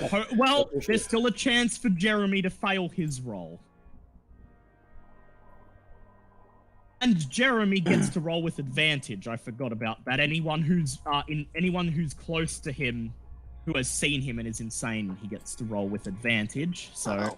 That's. Oh. Oh no! Oh no, Professor, okay. no! That's me. No, The Professor! professor stands there, and then the professor just seems to. Professor just seems to stand there as the creature lurches forwards. It's Okay, hold multiple- on 1 sec. The stream just went blank. Whoops. Okay. Brain can handle I can. It's all right. They don't need to see the rolls. You can just hear what happens. Okay. It lurches forwards. Its multiple mouths gnashing, and you watch as the professor just seems to stare, too paralyzed to do anything. And then, when the creature is barely half a meter away from him, you see his mouth begin to open. He is lucid once again, and in his moment of clarity, he begins to scream and starts to turn around. But then, the two tentacles grab him, their mouths biting into his flesh. The tentacles raise him up, holding him up in the air, and as he squirms, Jeremy's other pseudopods lash out and latch onto the professor's body. And then you watch as blood begins to pour out of his body into the creature's mouths. You watch as you can see the bulges moving down the tentacles as his blood enters their throat. And Well, Professor takes 7 points of damage, He's and dead. then his lifeless, bloodless, pale husk of a body is tossed aside, the bite marks glistening with yellow mucus. well, fuck. Damn. Okay. You are dead. I am Okay. dead. Okay. Big Dave and Scaly Pete, what are your dex ratings? 70. 70. 150. Right. Big Dave, you're up. What would you like to do? Big Dave's gonna throw Bob. All right. Give him hell, Bob. Give him hell. All right. You reach for the final stick of dynamite, the one that you bought. Make a throw check, please. Bought a stick of dynamite. I'm pretty sure you Go did with last that. week, and you didn't. I'm pretty sure you guys bought one last week. Yeah, and we it did. was used. Oh. Okay. Yeah. Alright, it's a throw check, yeah? Yeah. Okay, why does the Discord... Swallow this, you piece of shit. Let's see. And was that a pass or a fail? It's passed. Oh no. Yep. Okay. You reach for a match and you strike the match, lighting the fuse, and then you walk forward and you sort of bait one of Jeremy's pseudopods as it gnashes out towards you, and then you hurl the stick of dynamite.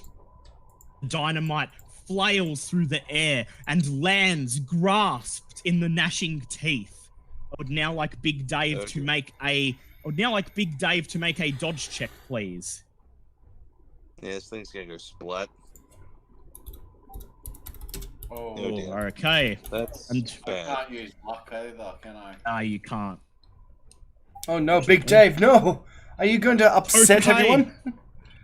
It's okay though, because you throw the dynamite and watch as it lands in the gnashing teeth, and then you weave out of the way as more tentacles fly towards you. One of them latches onto your arm and begins to bite into your flesh. Oh no. Take 3 points of damage, and then you rip the mouth away. Blood begins to drip off the ground, and you turn around and run back to the front of the house. Scaly Pete, you're up. Okay, well, I'm really fucking glad I bought this bow now, because I do not wish to get anywhere near this goddamn thing. So, since someone went and nicked all my dynamite, I'm gonna have to go. The gun might go off and hurt this. I can't hear you, I'm dead! Good. Oh. You're getting an opinion. Alright, make a fighting brawl check, please. As you knock an arrow on your bow and pull the string. Yeah, that's a hard pass. That's a hard pass. Thunk! You fire an arrow at the writhing, terrible mass, and the arrow strikes Jeremy on his flat, sallow, inhuman face. Roll the damage, please. Alrighty then.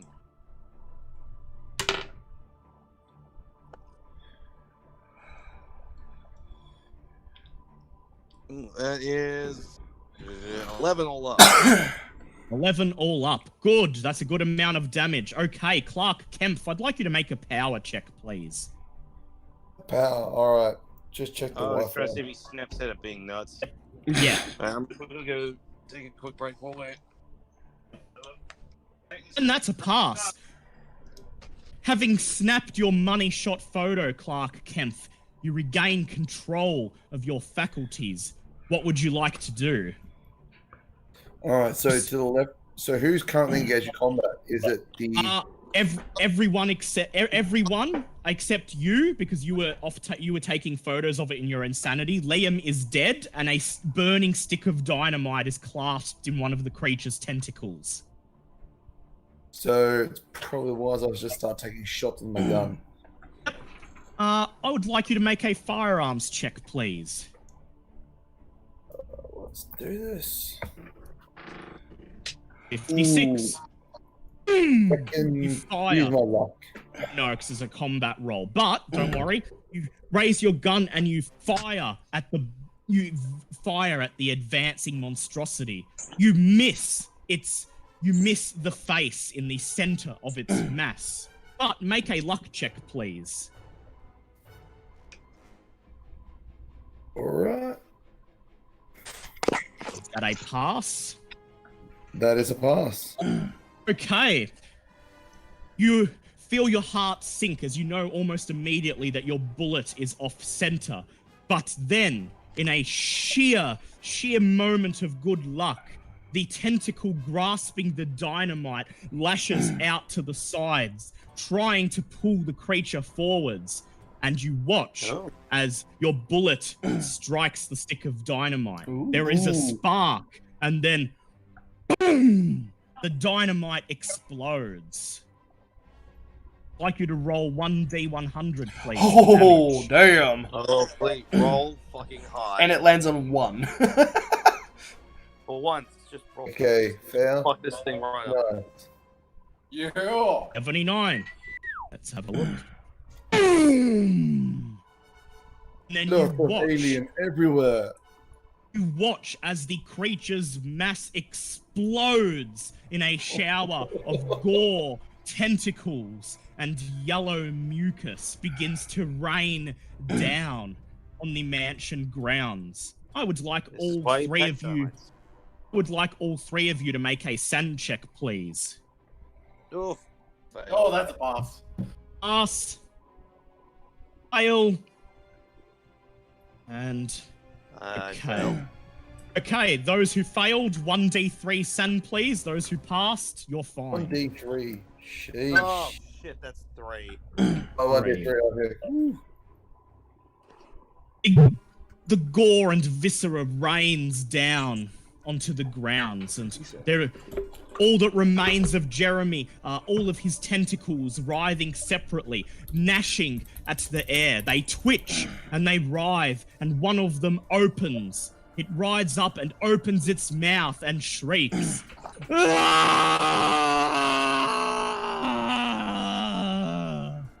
It ceases to move. Have killed Jeremy. But at what cost? Of the professor. Now, you survived the scenario. Notice beside you as Sarah looks up and watches the monstrosity die, and then she simply mutters, poor baby, and collapses to the ground, weeping in sadness and anguish.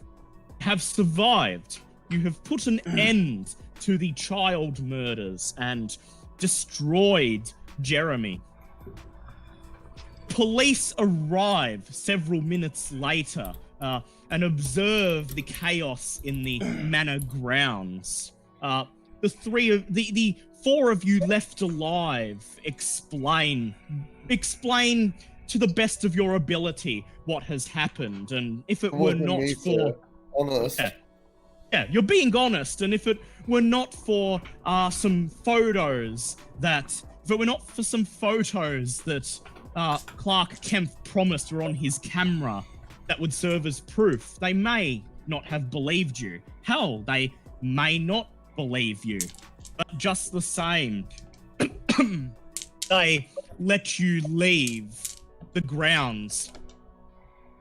Detective Brick debriefs you the next day in his office. He offers a personal thank you for putting an end to the chaos, but then states that case file is to be closed and never ever opened again.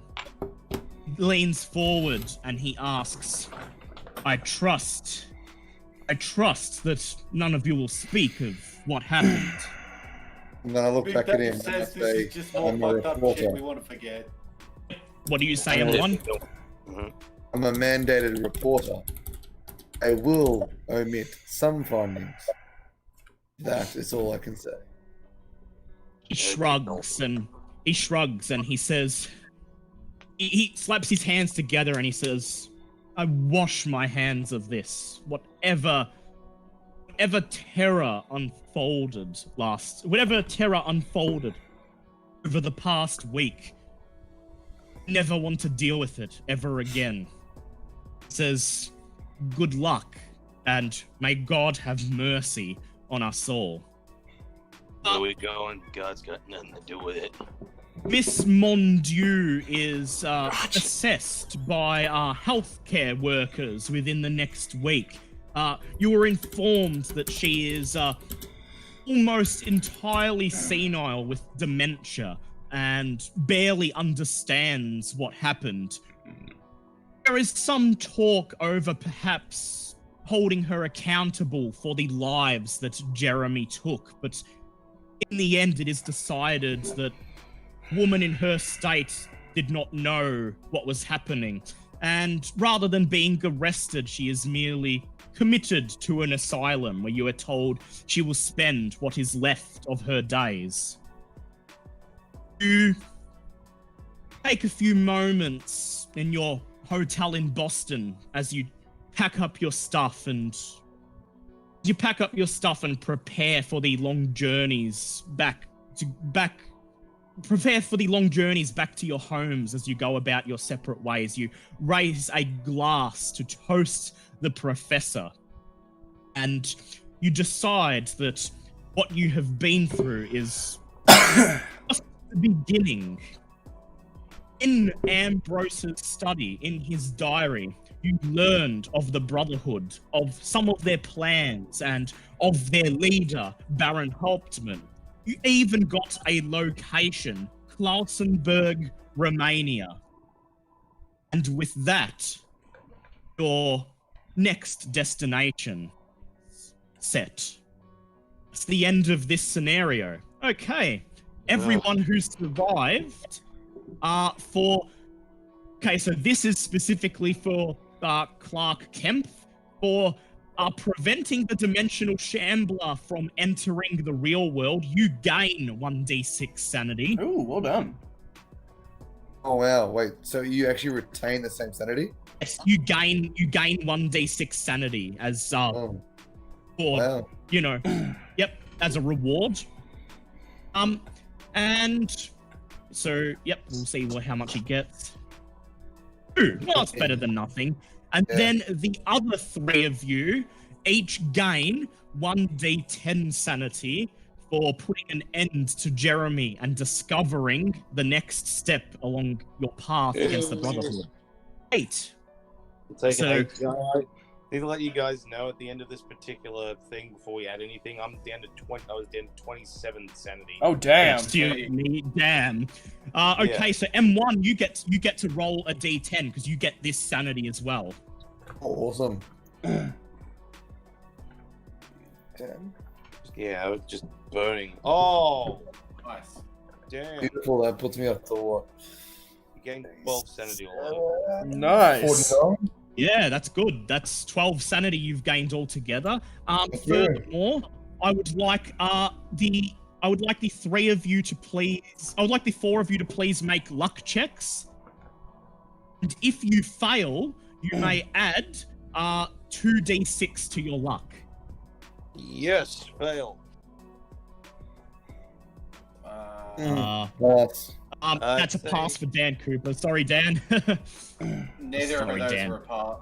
Yeah. Neither of those were a fail for me.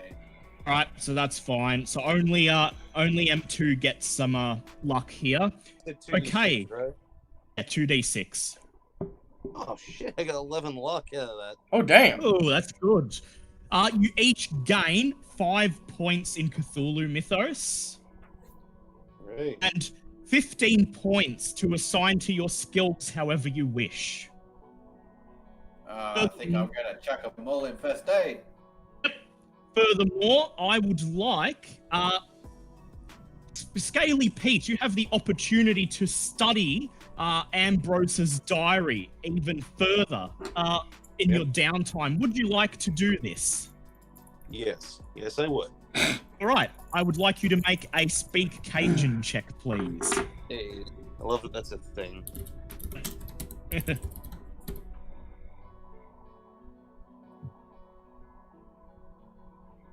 Yeah, that's just a pass. Okay. First of all, you lose 1d3 san. Yeah, well, that can't win everything.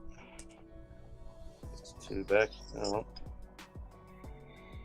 But you then gain 1d6 Cthulhu Mythos points.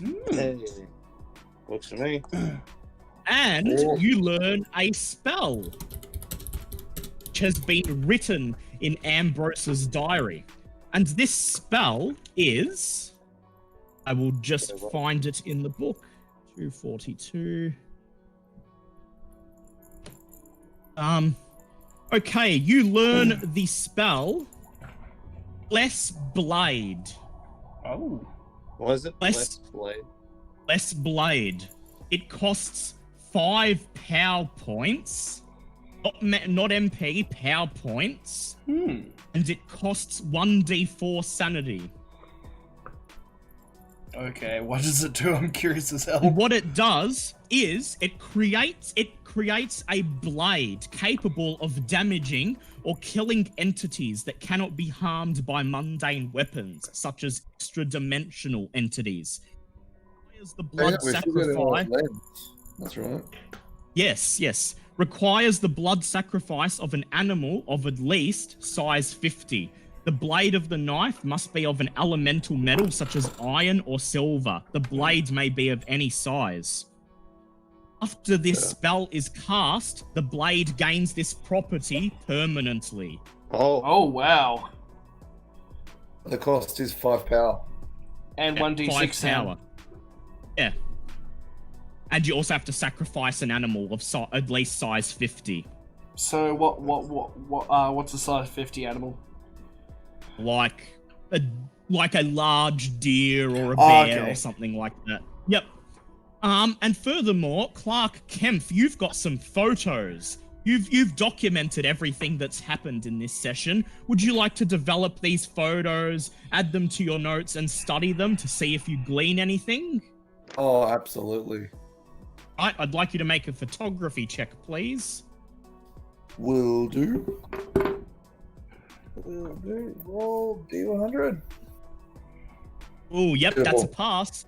You develop the photos, and to your pleasure, you discover that they are all clear, some of them showing clear evidence of the supernatural.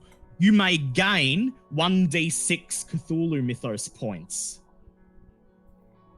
Oh, fuck. Wrong window. Oh my god. Fucking disappear. No. Okay. Alright, what am I doing? D6. Yep. 1d6, and you add that to your Cthulhu Mythos skill. Oh, well. What am I doing? Okay, roll 1d6. Yoo-hoo. Oh, not so bad. that's yes, your Cthulhu Mythos skill is slowly climbing. And that is all the rewards for this session, episode 2 of the Day of the Beast. Yay! Alright. Alright, Next, Keeper, I was would just you... gonna say, I was just about to say, would you like to give a sneak peek of what's going to happen next week? I'm just about to. Next week, in episode 3, Castle Dark, you make good on this new lead you have acquired and travel to Klausenberg, Romania, where you will discover the terrible headquarters of Baron Hauptmann in the rural mountains of Transylvania, and you'll penetrate his castle of darkness, hoping to find any clues that can help you understand this brotherhood and put a stop to their plans. And put a stop to the missing journalists. Yes, and discover... Yes, you're getting one step closer to that. Jesus. That'll be in next week's episode, Castle Dark. Yay! Thank you, Dale. And Okay. Big Dave lives another day. Yes, he does. Yeah, Big Dave. Big Dave was Dave's also the throat professor hurts died like horribly. Oh, I can't keep doing the voice. My throat is killing me. I know. No. But you played well, and the professor, well, we don't talk about the professor, but he had a good run. He did have a good Professor did not have a good day. Tried to go Yeah. out in a blaze of glory. Instead, he went out with a bang. No, The professor died from his own stupidity. Yeah. Had you just simply dropped the dynamite in the well, you probably could have ended and got started. But I was too crazy. I don't think it was just that. It also came back to the fact that he shouldn't have put the fucking glasses on. Yeah, basically. The glasses was the beginning of the end for him. Yep. But good thing he did put them on, because Clark Kempf now has a photograph interdimensional entities. Yep. Yeah. And now Okay, so we have to rename this camera. Yeah. So you can put that It's on the your camera screen. it's the camera obscura. 1000. I was gonna say, so here's a camera that can see entities from an alternate dimension, and I potentially have a blade that can kill them. Yep. One time. Your path is Dude, laid I just pointed before out, you. You stabbed them. Yeah. He You ain't he my tells fault. you to stab, you stab. Big Dave cheers you on. Stab. Yep. I have no idea what's going on, but it sounds cool. Over there, by the door, quick, stab. Oh, shit. Big Dave is giving you emotional support. Alright, I'll be back, unless if you got And- anything you'd just- wish to say to the crowd? Just want to say thank you to the stream for tuning in, and we hope you'll join us next week for the next episode in Day of the Beast. Also D&D. Don't forget Dungeons. Also D&D. Don't forget D&D on Thursday. And also all my other streams. Yeah, and also Liam's non-role-playing streams that we're not in. Who cares about that? Yes, because those are so much more exciting. Well, it is, because I'll be doing Last of Us Part 2 after this. Yeah, I've seen it all. Alright, I'll be back in a sec. Alright, yep. Alright guys, there you have it. Episode 2 of Day of the Beast. I hope you all had fun. F in the chat for Professor. Long may he die in insanity. But no, thank you for everyone. Thank you for the new followers today. Much thank you. If you... Well, you can't stick around because I'll be in the stream. I will be taking a short break, have something to eat, go to the toilet. Then I will be back with some Last of Us Part 2. Thank you again, everyone. Everyone, long live Dave. Dave lives on. But no, thank you so much, guys. And I will see you guys in about an hour. But until then, if you haven't, hit that like, sub, and follow button and come join me on the Discord. And I will see you guys sooner rather than later. Till then,